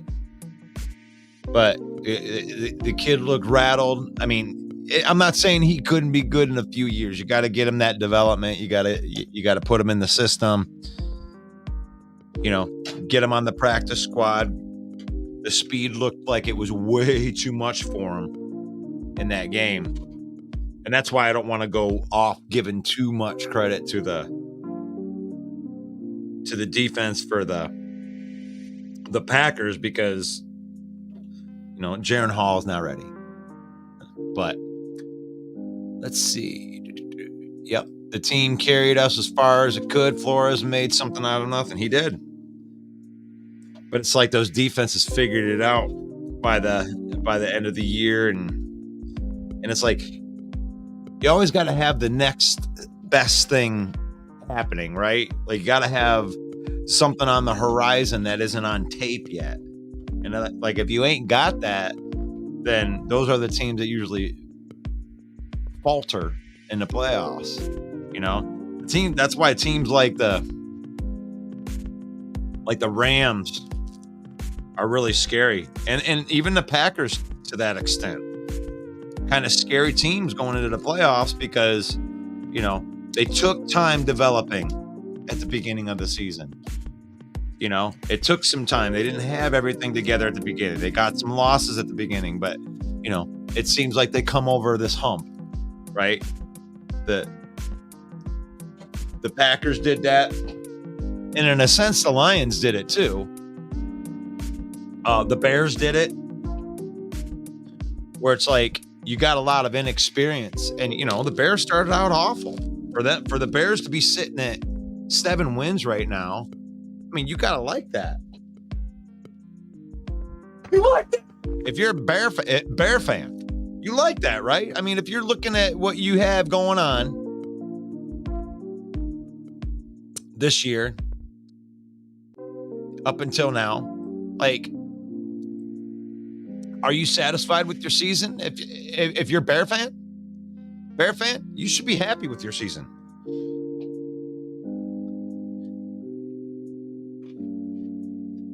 Viking, I mean, even though I make fun of the Vikings, even the Vikings sitting at 7 wins, I think Sarah is right.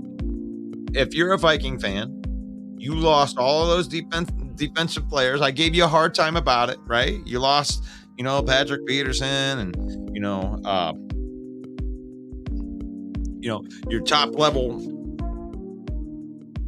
linebackers, Kendricks, Tomlinson in the middle of the defense, who's a freaking stud, by the way. And you're still able to come out with 7 wins with 4 quarterbacks. I can make fun of you all you want. I mean, you guys would make fun of me if it was happening to us, but it is what it is. But you come out on top of that. I think so. I think they did well. They did well.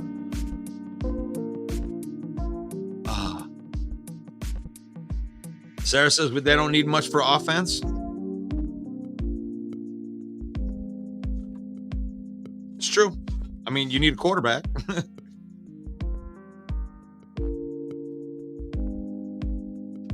That's perhaps the biggest piece. I mean, you see what JJ can't really do anything without a quarterback, I mean, he can get some stats, but you're not going to win games, just having JJ run downfield playing from behind all the time. And I'm sure that JJ doesn't want to be on a team where he wants to go somewhere where he feels like he can win. And if he does, hopefully you guys get a quarterback. Maybe you do need Russell Wilson.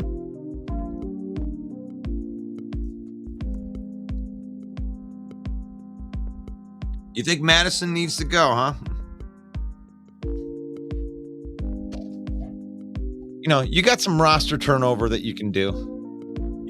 You were able, with getting 7 wins, it's kind of like you guys were able to retool on the fly. Let's see what else we got in here. Fred Peterson says, I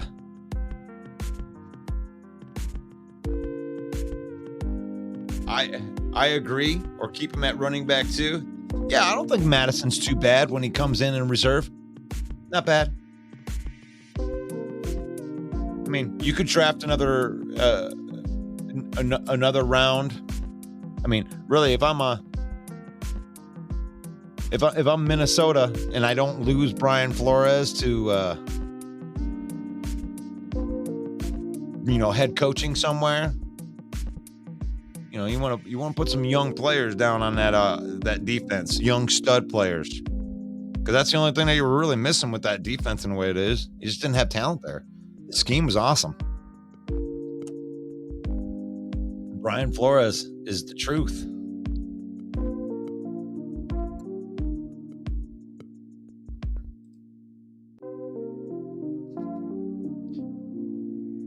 Goff needs to prove to Detroit and Los Angeles that he was the best choice.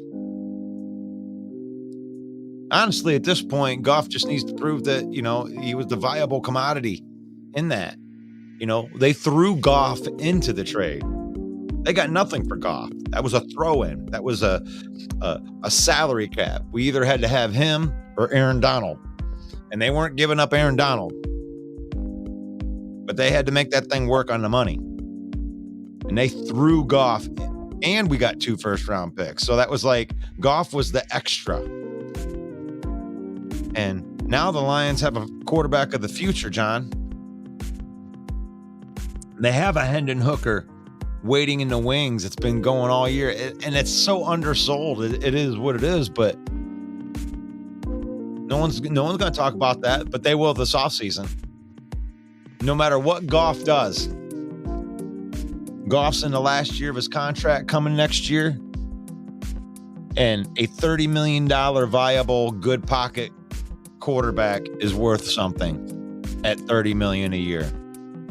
He outperformed that $30 million by a lot. Quarterbacks are getting 50 now. So Goff is going to become a very valuable trade commodity or just be on the team. They don't have to re-sign him for nothing. Let him play his contract out.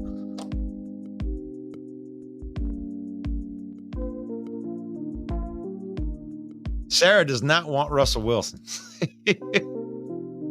I don't think that you'd afford him anyway. You ain't going to spend big dollars on a quarterback. I can't see you doing that. We'll see. Quessie's crazy, so who knows what he'll do.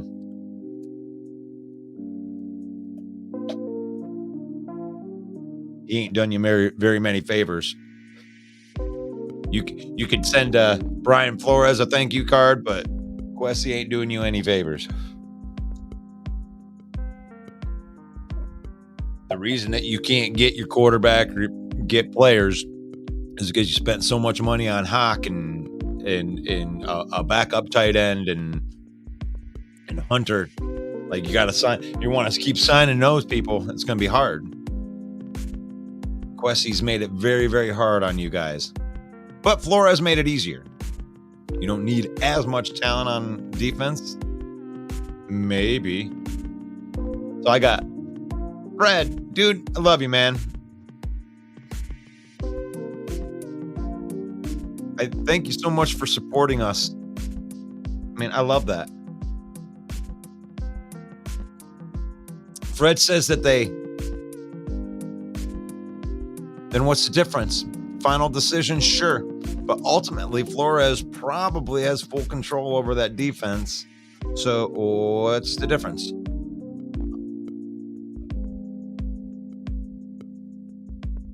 I like that call. I'm just trying to think of that,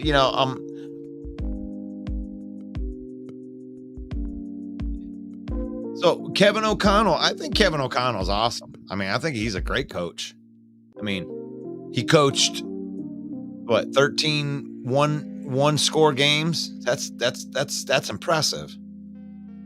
I think you might lose Flores to a different team. I mean, if they're all over that whatever happened in Miami thing, because he was they fired him as a head coach in Miami with a winning record, and then he went and DC'd in Pittsburgh, and now he's DCing, and all he does is coach well, no matter where he's at.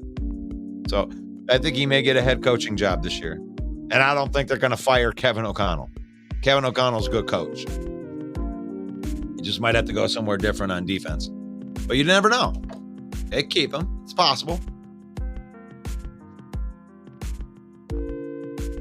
Kevin O'Connell versus Flores for head coach. I can't see it, Fred.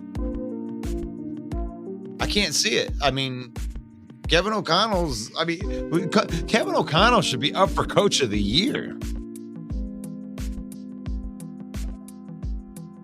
I mean, you lost, you had 4 different quarterbacks, and yet you were still vying for a playoff spot despite you letting go all of your good defensive talent and losing your quarterback and having 4 different quarterbacks, and you were vying for the playoffs in the last two weeks. I think Kevin O'Connell should be right in that conversation for coach of the year, but they're not going to give it to a team that didn't go to playoffs.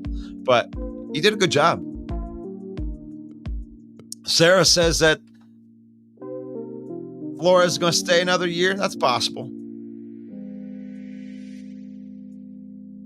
Why do the Viking fans want Kevin O'Connell fired?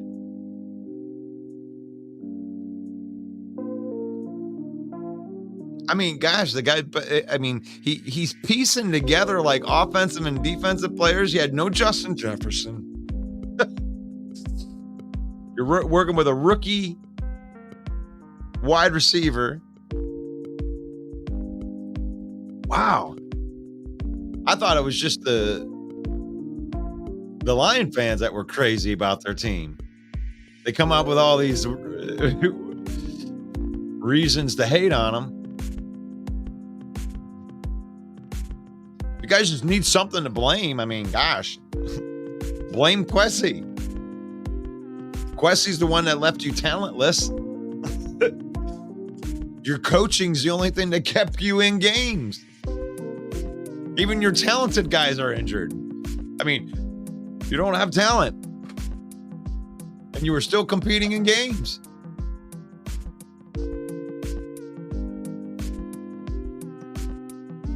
They say he's a terrible play caller. Okay. I mean, I think you work with what you got. And And Kevin O'Connell had a bare cupboard board. Kwesi left him with no talent. Justin Jefferson gets injured. Now TJ Hawkinson's injured. Kirk Cousins is injured.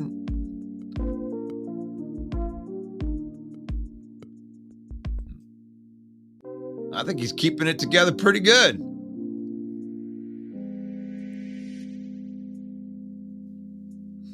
That's right. Fred agrees with me. But you know what? I'm not trying to hate. I'm trying to help you. when it comes with that. Any Bear fans still out there, man? You guys should be pretty excited. You guys secure the number 1 overall pick. How's that? That works good for you, right? Man, Bears. Bear down. That's what they say, right? Bear down. Sarah likes Kevin O'Connell. I mean, the fact that he looks like a serial killer, that's besides the point.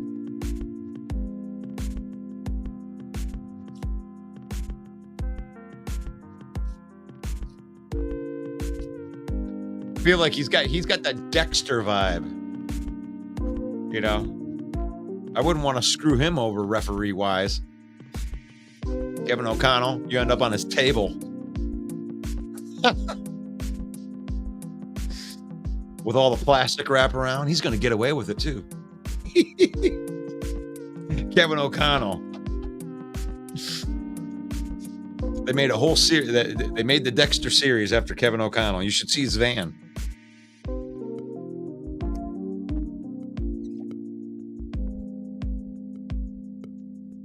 Ooh, like that question, right? Did the Bears trade it away again? I don't think they do.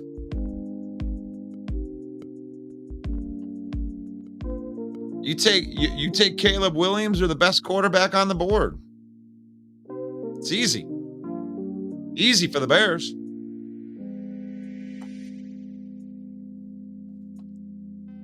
It's either that or go ahead and pay Justin Fields $40 million a year, $50 million a year. Give him his extension, get it done with, and then trade it away. They draft a quarterback. That's what we think. I don't think I'm alone on this. They're drafting a quarterback. I know the fan base is divided.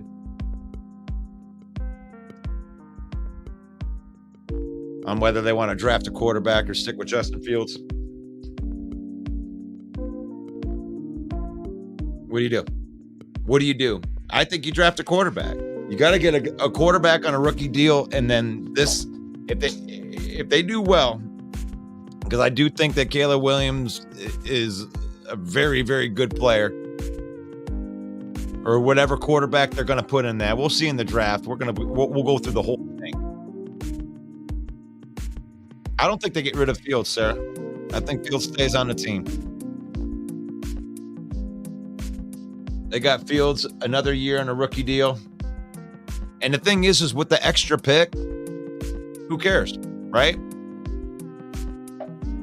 What's the best case scenario is Fields is good, and you got Caleb Williams for your future, and then you have a playmaker. I mean, Justin Fields, whatever you think about him as a QB, you might not be, but if you have a quarterback and then you have Justin Fields out there as a playmaker, you could throw.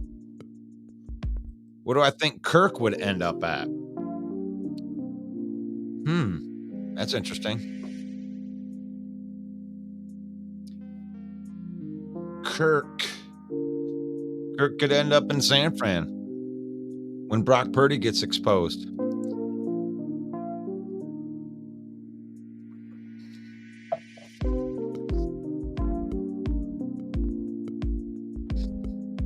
Anybody believe in Brock Purdy out there? Any Brock Purdy truthers out there?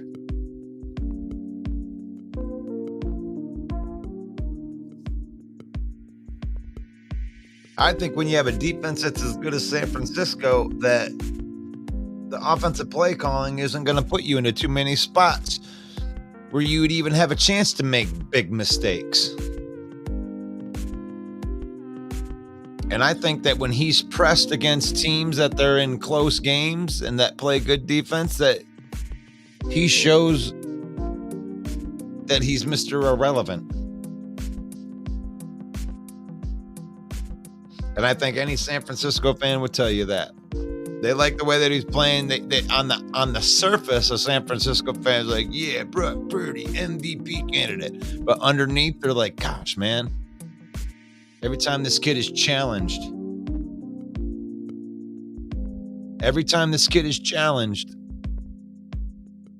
he has multiple interceptions. Oh, he just had a bad game. That's not what you say when Jared Goff has a bad game. Throw him under the bus. Well, the Lions don't have a defense like the San Francisco 49ers do, right?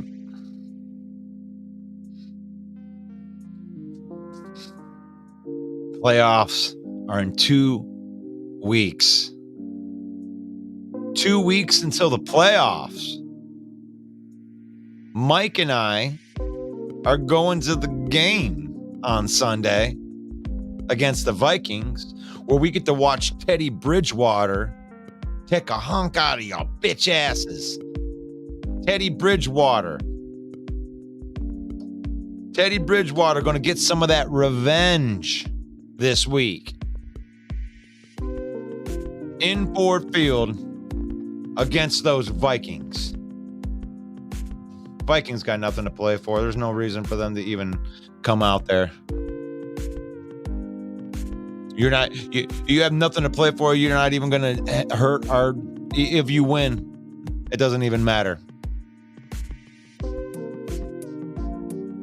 The referees took the meaning right out of this game for you, Minnesota Vikings. The refs in that Dallas game, because if the Lions won that Dallas game, then you would have a Lions team playing for a 1 seed. And then the Minnesota Vikings could come in and play spoiler. The spoiler. But now there's no reason to even play the game, honestly. I'd be surprised if, maybe Dan Campbell goes full board in it. But at this point, start Bridgewater. There ain't no reason to even play Goff.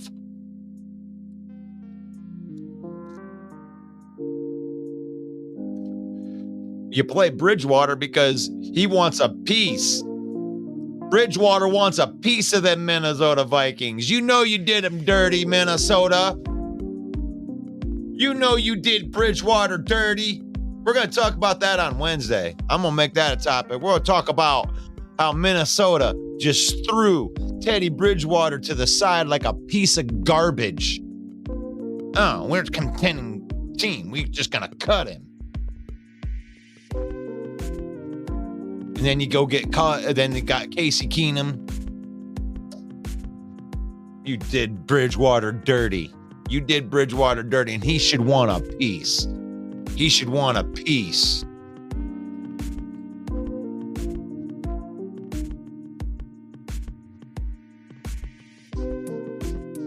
He's taking revenge on a regime that isn't even here no more? You guys aren't the Minnesota Vikings?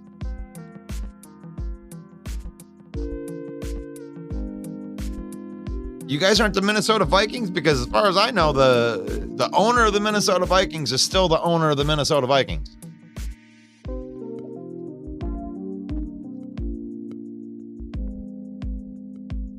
And the fact that the higher-ups of that agreed to cut Bridgewater in the way. But there's a way to do it, Sarah. You cut the player with an injury, you put him on injured reserve, you give him an injury settlement. He gets paid to be on the team, on the injury reserve. Doesn't even take up a roster spot. They completely cut ties with him as if to say, you were injured. You ain't coming back from that injury. Nah, they should want a piece. Shame on the Minnesota Vikings for that. You can't justify that, Sarah. You can't justify what they did to him. There's a way that you do things. No one's going to forgive the Lions for the way that they gave the way that they handled Barry and the way that they handled Calvin. You got to make it right. Eventually, they're going to have to come out and make that right. That's the karma thing. What any team would do with that injury is to put him on the injured reserve and honor the rest of that contract and not give up on him. The thing is he came back from the injury, but it was Rick Spielman. It was Rick Spielman. But Teddy Bridgewater has every right to want a piece of the Minnesota Vikings, and I got a feeling that he's going to get that chance. He's going to get that chance this week.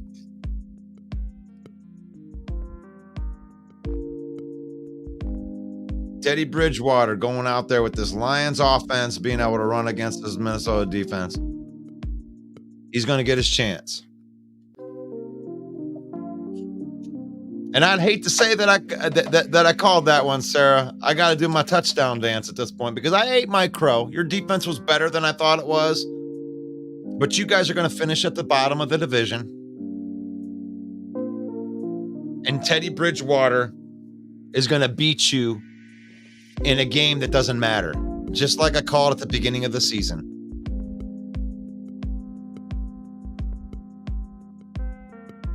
I said the Lions are going to have the NFC North locked up by week 16, and that the Vikings would be playing Teddy Bridgewater in the last game, and Teddy Bridgewater would win. I called that before the season started. That's I get to do that little touchdown dance. I don't get a lot of things right, but I got that one right.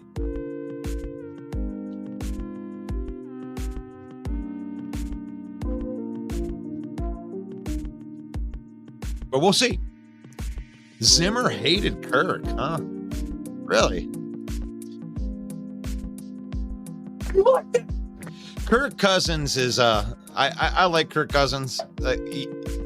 I've always thought that he was over scrutinized. I mean, it was an obvious downgrade when Kirk Cousins went out for you guys. I mean, none of the quarterbacks that you had were even close. Kirk by far handles that offense way more better than anybody that you had running the offense.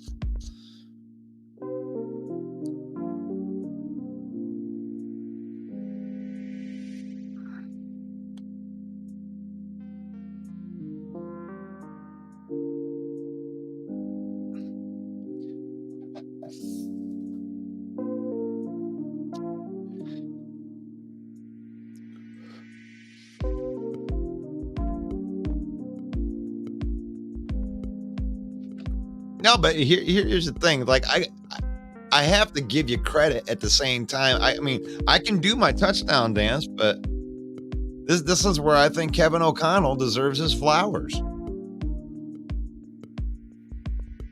They have no QB. I mean, he worked it. He got a couple wins with Dobbs. Dobbs ain't that good.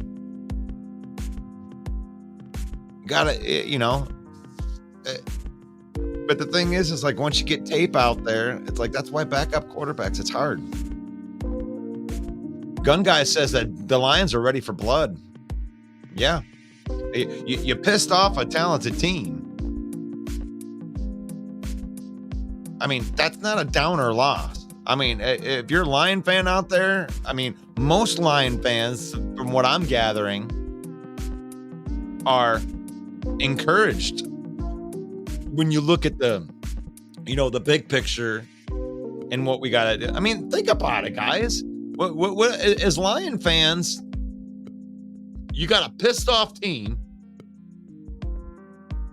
You got a pissed off team that you could argue got some robbery in the game, but who cares about that? And so now you got a pissed off team that's playing in a certain way, and then you got guys coming back from injury. Like you act like these are nobodies. Aleem McNeil, James Houston, and Chauncey Gardner-Johnson will be back for the playoffs. If you were able to, in free agency or, trade deadline or whatever, you were able to pick up 3 players of the caliber and the talent of Aleem McNeil, James Houston, and Chauncey Gardner-Johnson, you would be jumping up and down for joy if it didn't cost you a first and second round draft pick. You got these guys coming back for free. You get buku help in the secondary, and that on top of a pissed off team that just got a game stolen from them. Doesn't hurt their seeding at all. We had a puncher's chance to win the 1 seed. That was the only thing that we were fighting for in that Dallas game. A puncher's chance at the 1. And since that was taken away, well, now it's time to get hyper-focused. The Lions are going to be a hard out. I'll be very surprised if they lose in the first round of the playoff. I don't care who they play. Give me the Packers. Give me the Cowboys. Give me the Rams. Give me the Eagles. And you're going to get a Lions W.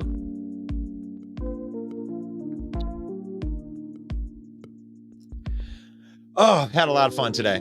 I wanted to talk a little bit extra long today because we're not going to be able to do our show tonight. Or we're not doing our show tonight. We're taking New Year's Day off of the smack talking tonight because the Michigan's playing Alabama like I give a shit. I should come on and do the show anyway. Who cares about that game? Nah, we'll save it. We'll save it. We're taking New Year's Day or New Year's Day evening off. Got this one in here. Give you a little bit extra today.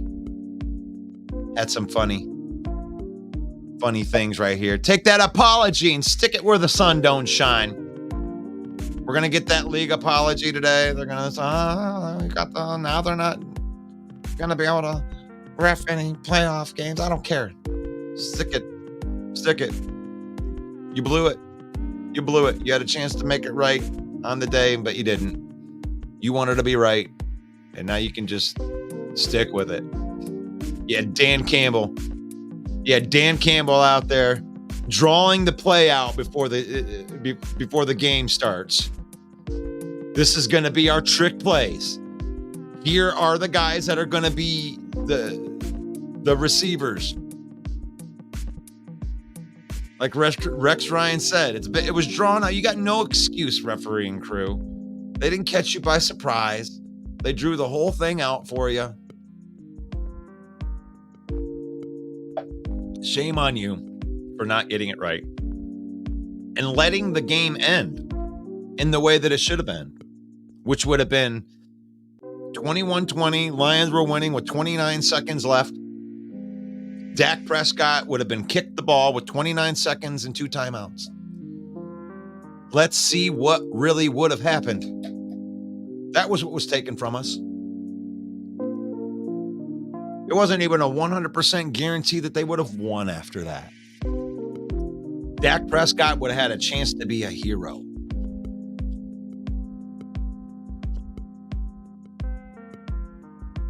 And Dallas fan out there, if there's a Dallas fan out there listening right now, congratulations.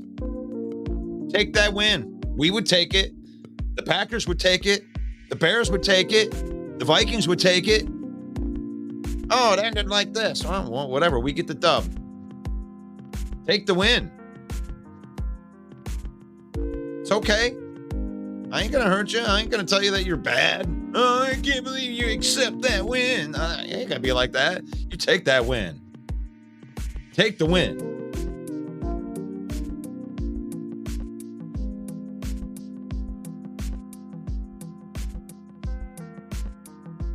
Henry Gray says those referees should be fired immediately, and they're going to get reprimanded.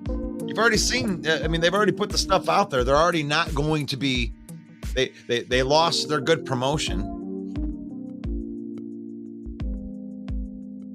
they're going to send us one of those official letters from the NFL with one of those headings. After video evidence, it looks like you guys were right. Sorry about that. We're not going to overturn it or anything, but yeah, sorry about that. Whatever. That's the thing. You remember last year when the Lions won in Green Bay?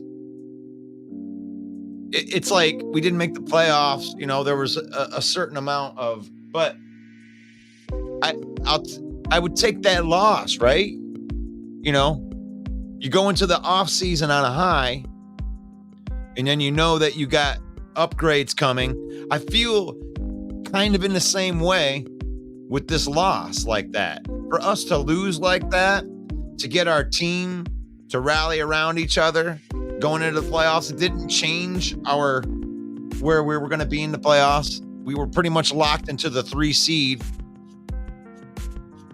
We could have gotten the 2 seed if we would have won both of the games, but the 1 seed, there's other things that were involved. And I will be on here mad if the Rams win and beat San Francisco next week, and knowing that we got the 1 seed stolen from us by the referees. I'll be back to do another take on that. But as of this time, I've taken the 48 hours, I've processed it. We got screwed, but I ain't gonna be this. I can acknowledge that they made a mistake. I'm allowed to do that. That's not crying to me, acknowledging that the referees made a mistake. It didn't mean that we were going to win the game 100%, but it definitely would have put us in a different spot. It should have been 21-20 with 29 seconds left with Dak with a chance to win the game, to go down and do magic. But they took the proper ending away. So for the real football fan that's out there that loves competition down to the very end, they took a piece of that game away, because who knows what Dak could have done. I mean, they scored a 97-yard touchdown. So for us to say that they couldn't have done that in 29 seconds is ridiculous. So they took the proper ending away. That's what the referees did. But you got a pissed off team. This team's going to go into the playoffs. They haven't won a playoff game since, the 90s. Limp Bizkit was good the last time the Lions won a playoff game. Chocolate starfish, yeah. It's just one of those days when you don't want to wake up. Everything is fucked and everybody sucks. And you don't really know why, but you want to justify ripping someone's head off. Your best bet is to stay away. It's just one of those days. It's all about that he said, she said bullshit. I think you better quit letting shit slip, or you be living with a fat lip. It's all about that he said, she said bullshit. 90, my donkey.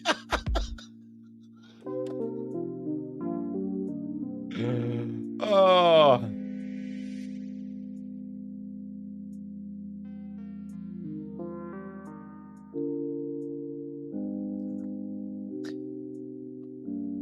Fred says, I don't think that they should be fired, but suspended and fined. Refs need to be held accountable. The NFL needs to make it a full-time position. They need to go to classes regularly and stay up to date. I agree with some of that, but Fred, it's so, oh God, the conspiracy theory wants me to come out. Like, why did they take so long to throw that flag? Like, their explanation was so good and they're so intelligent when they give you those explanations. Then why didn't the flag come out the minute that Taylor touched the ball? I mean, you guys had to have a conference and make the shit up. I mean, honestly, that's the thing that tips me off in this situation.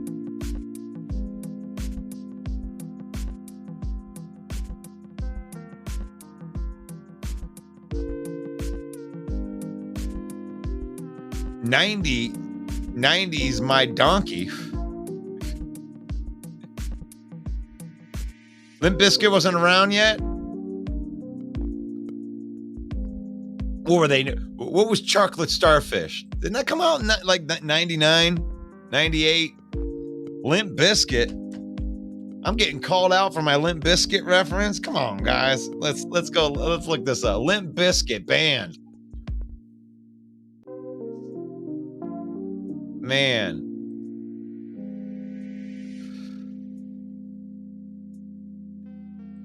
You know, that's actually really pathetic, Jordan. When I really think about it, I'm like, yeah, you're right. It was the early 2000s. My bad old school music reference from the 90s was wrong because it was early 2000s. So the Lions are even more pathetic than that. It's been longer. It was a generation before. It was like She Talks to Angels old. Is that better? Never mentions the word addiction. Hey, little thing, let me light your chemicals. Mama, I'm so old, and now it's around. 91? 91 was the last playoff win. Is that Black Crowes? Can I say Black Crowes, or I got an Ugly Kid Joe? There you go. I hate everything around. I can't stand to be around. I hate everything about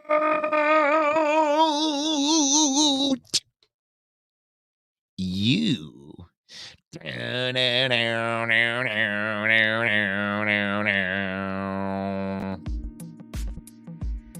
Yeah. You probably don't, but yeah. Sorry, I was singing in your ear. Smells Like Teen Spirit. Woo.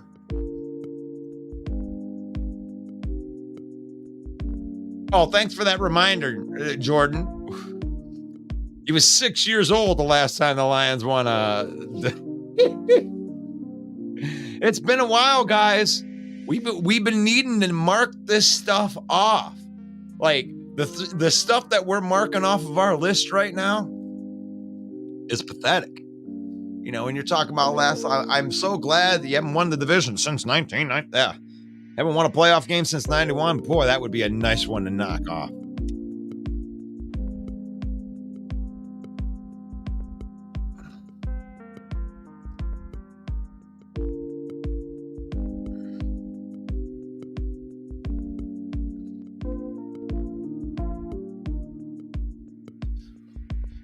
Yeah, Green Bay. That was.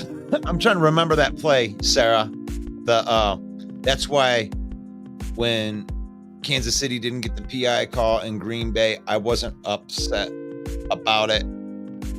I remember that play, but I think that what happened in Dallas is unprecedented, guys. Like.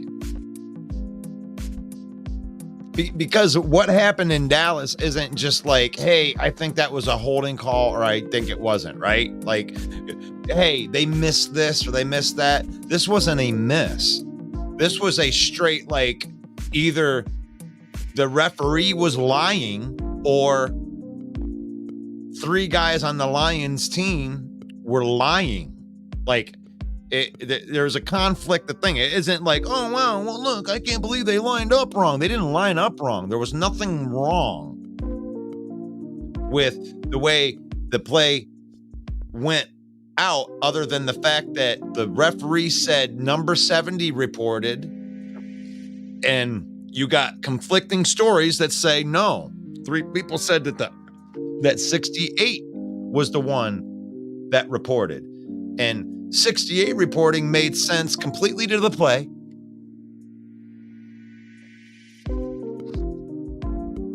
And that's a completely different situation than like a blown call. It wasn't a blown call. This was like, what can you say? And here's the thing. If we want to get into the logistics of it, Orion here, coach said only one guy can report, and that's the truth. And the thing is Skipper even going over there, that was a non-factor. He was the right tackle. He didn't have to report. The right tackle doesn't have to report. He was covered up. It made no sense for the Lions to even run the play in the way that the referees said that we had the foul. It doesn't make any sense. So there's one of two things that happened. One is that the Lions made up a big scheme going up to the referees at the beginning of the game, and Coach Campbell drawing up the whole play, and then Skipper came up and reported, and all three of the guys lied afterwards and said that it was 68 in a conspiracy, or the referee made a mistake. He's looking right at Taylor Decker. I report he did not look at his jersey and assumed that he was 70, because during the course of the entire game, 70 was the one that was reporting, but not on this play. So either Taylor Decker and Jared Goff and Dan Skipper are all lied at the post game, and they actually did report a 70, or the referee, Brad Allen, lied because he didn't want to look bad. There's no other two ways about it. There was no mistakes that either the Lions had the most blundering mistake. Oops. Like, wow, I can't believe you messed up that bad mistakes. And then they lied to try to cover it all up, which makes no sense.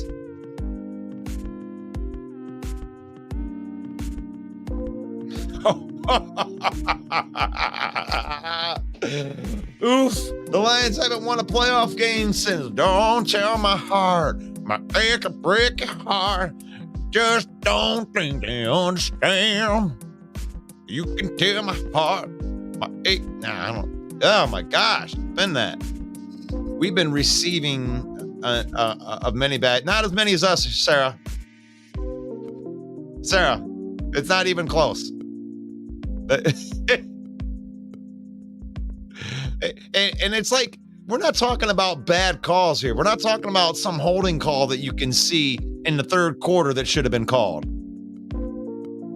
This is a complete miscarriage of justice at the end of a game. Not in the third quarter. I mean, the last play of the game. I got to come on here and give a reason why the Lions lost. Well, let's see what happened. Well, the last play of the game, they were successful. I mean, I can't come up with football reasons. Like, when you say many plays have been called against you, I can go into every single one of those games where you had many bad calls, and I can find the reason you lost. And every other Lions lost, even with the bad calls, I can look at a reason that we lost.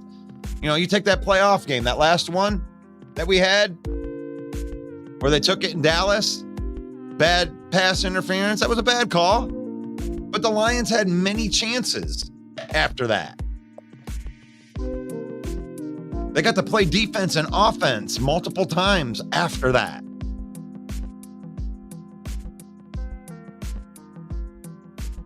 We're talking about one call where there was no repercussion. It's like, yeah, peace out. You lose. And you don't have it. And still, to this day, right now, there is not a good explanation for it.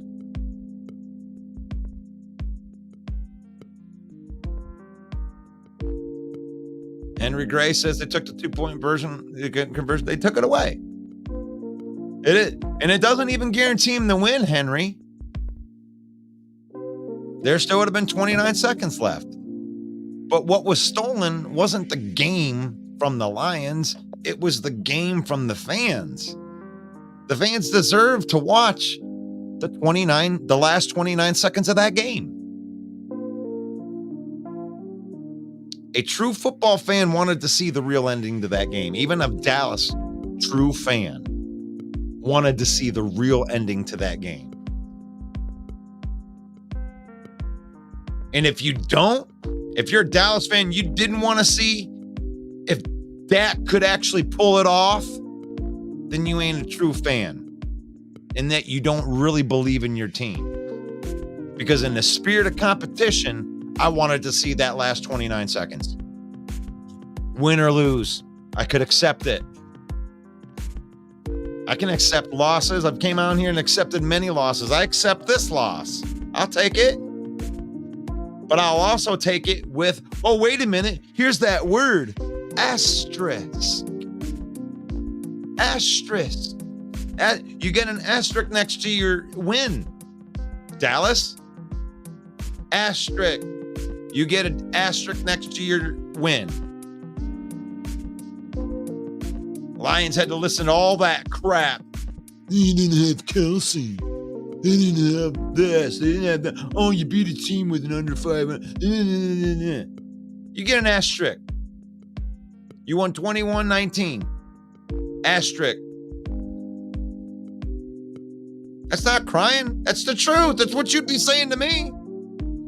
You get an asterisk.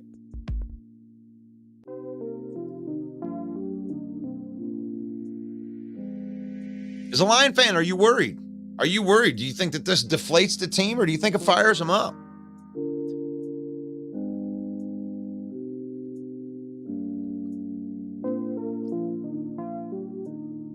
Here's another theory. The refs completely fixed the game. Well, they definitely had the biggest impact on the game more than any player.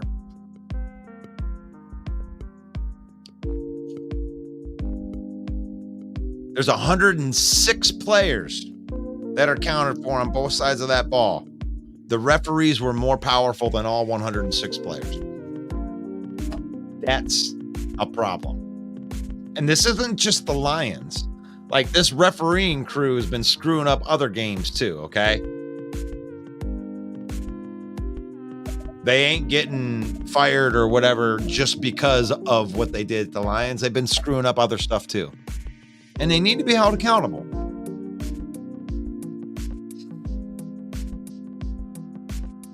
It's hard for me not to go there, Paul. When the evidence comes out, I didn't know this, but until Rex Ryan came out with it, they actually have conferences with the referees going over all the trick plays. It wasn't just that play. It was also the fake punt. They went over, they draw it up on a chalkboard. They show them exactly where the players are, which players are reporting, like all of it in detail. They knew it in detail. That's why Dan Campbell was so mad. Like, I told you this 3 hours ago. We went through all of this.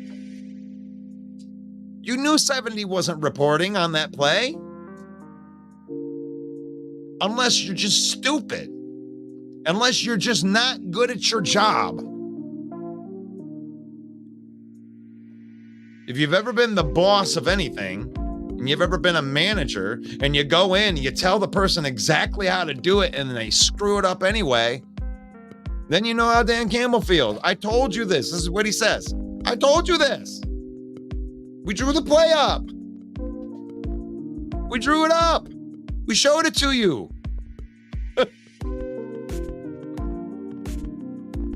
And this is the biggest thing right here, Sarah. I don't know why it's so hard to just admit they made a mistake. Own it, Brad Allen. It ain't your first mistake of the year. You didn't just screw over the Lions. You screwed over other teams too. Admit it. God, I made a mistake.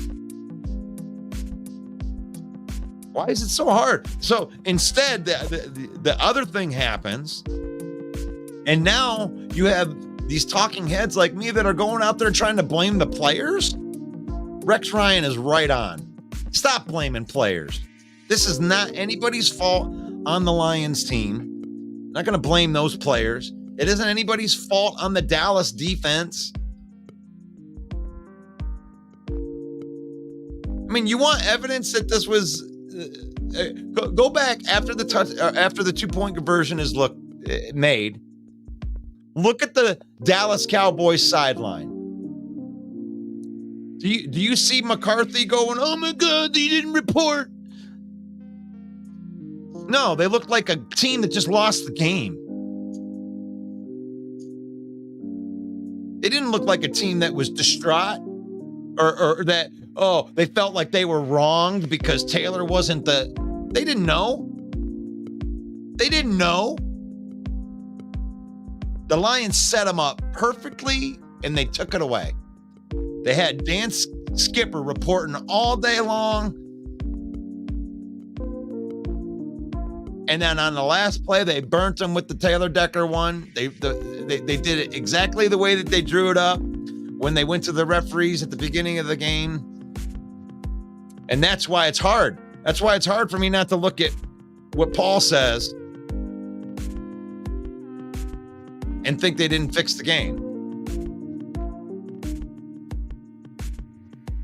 It's like in Casino. I saw that meme out there. You can't work here anymore because you were either in on it or you're too stupid to do this job. Either way, you're gone. They were told about it. That's why I can't forgive it, Sarah.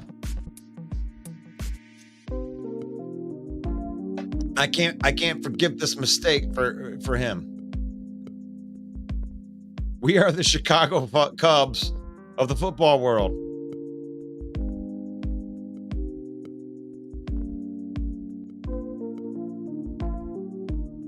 Was reporting all game.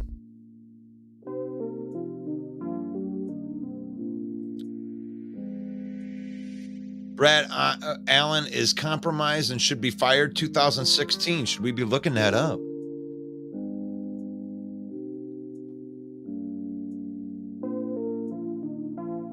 Jerry didn't want to see that last 29 seconds. They robbed us. They robbed us of the last 29 seconds. They robbed Dallas fans of the last 29 seconds too. This is not Russell Wayne crying right here. This is football fan Russ crying. You took the last 29 seconds away. The more and more I think about it, the more it makes me angry. Patrick Mahomes went down in 17 seconds in a playoff atmosphere and took the soul of Josh Allen. This was 29 seconds with a couple TDs or a couple timeouts left. If Dak's so good and he's MVP, they should have let that play out. Come on, man. You took that away from football fans. You took the ending away from football fans. And now I know every Dallas fan's going to take that win. I mean, take the win, guys. Hell no. I wouldn't apologize for the win. Double middle fingers. I ain't apologizing for the win. Take your win, Dallas. But just pray that you don't meet us in the playoffs. Playoffs? Because you ain't going to want that smoke with it, this pissed off team against your team. You ain't getting that close. If they play the Cowboys again, the Lions are going to blow them out. And I'm going to put money on it.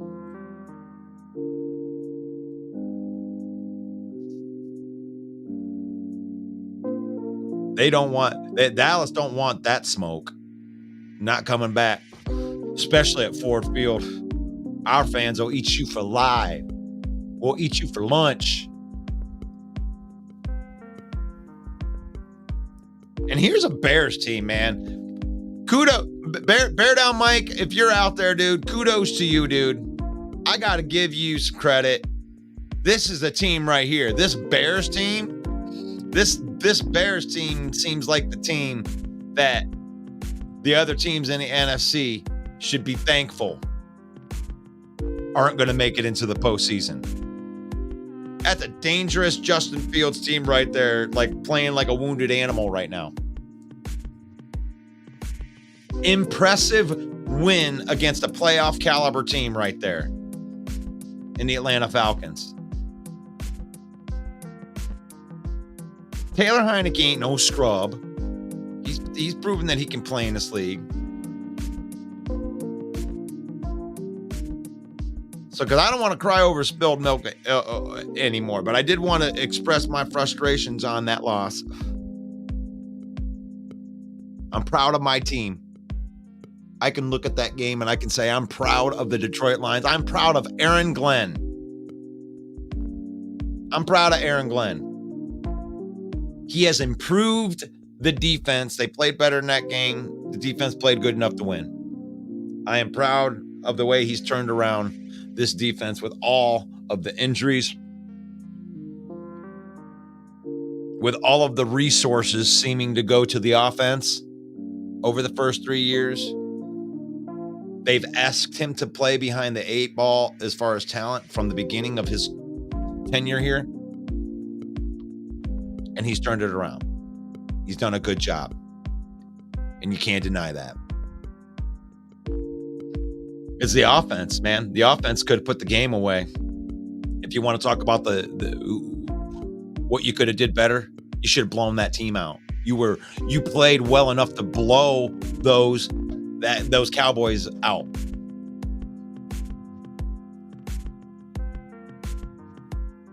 I'm not going to be too hard on Dan Campbell for being aggressive. That's what you are. You are aggressive.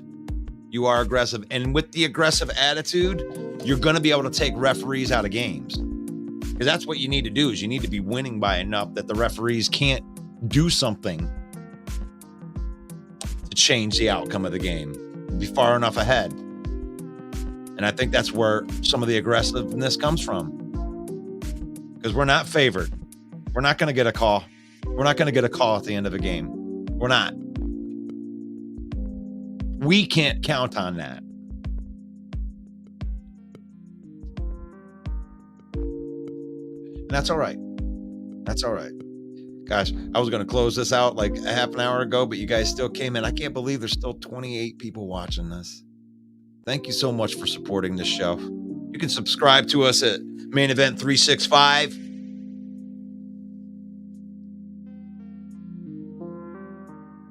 And if you're a podcaster and you're listening, or you thought about starting a podcast, this might be someplace you can get started. We're about to extend our network. We may be going to 2 to 3 hours. We might be doing all afternoon if we can get our team up. So if you're a podcaster, you want some exposure, we're reaching over 2 million people every month, and we're growing. And that's just personally. We're also broadcasting live into Detroit Lion News. And I know the Detroit Lion News is reaching 4 or 5 million people every month. I know that Mike the Bear fan is reaching a lot of people. So we got a nice big net of people. I mean, I can't believe there's 31 people on here talking about football in the middle of the day on here. You know, I'm not ESPN. We're not anything. We're just a bunch of guys that like football. Main Event Mike, myself, GT from And We Know Sports. We're not doing this show tonight. The Michigan game, Michigan versus Alabama, starts at 5 o'clock. We're not going to step on that or try to compete with that. So we will be back tomorrow morning. PFF Tuesday. We're going to go over all the nerdy scores. We're gonna go through all the stats, the deep down stats, even on offensive, defensive line. Who were the biggest and best performers from Week 17? We'll look at some matchups for the Week 18 We'll go over this. We're going to go over this. My name's Russell Wayne. This has been Football Talk with Russell Wayne. And thank you for watching. Let's hear from Matt LaFleur.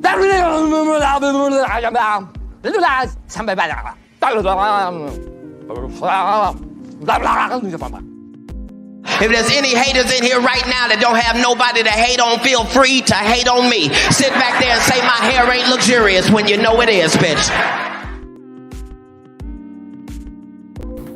It reminds me. Hello? You play to win the game. You don't play to just play it.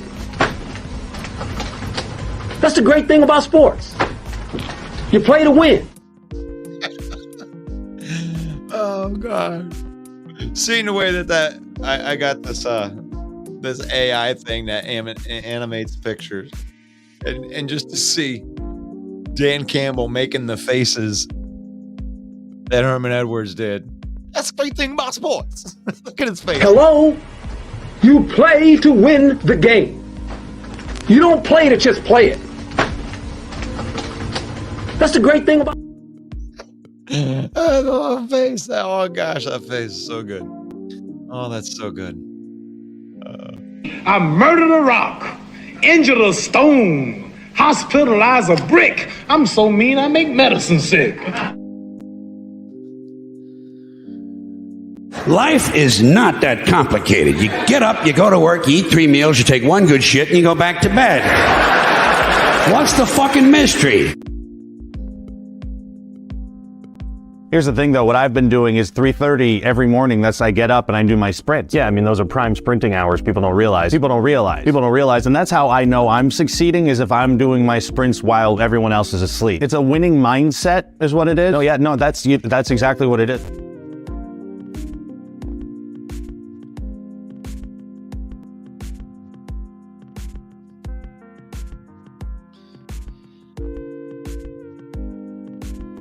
You ever meet somebody and they're so boring you feel like they poisoned you? Like, only when he's commentating. That's what I say. We'll see you guys tomorrow morning, 11 a.m., PFF Tuesday. What's up, y'all? This is Ifeatu Melifonwu, safety for the Detroit Lions. And I just want to take some time out to give a big shout out to Russell Wayne and Main Event Mike from the Detroit Lions Villain Squad. It's a fan page and a podcast. And I just want to say I appreciate the support of me and my team. And I encourage everyone to go check out their podcast and check out their fan page. Go Lions.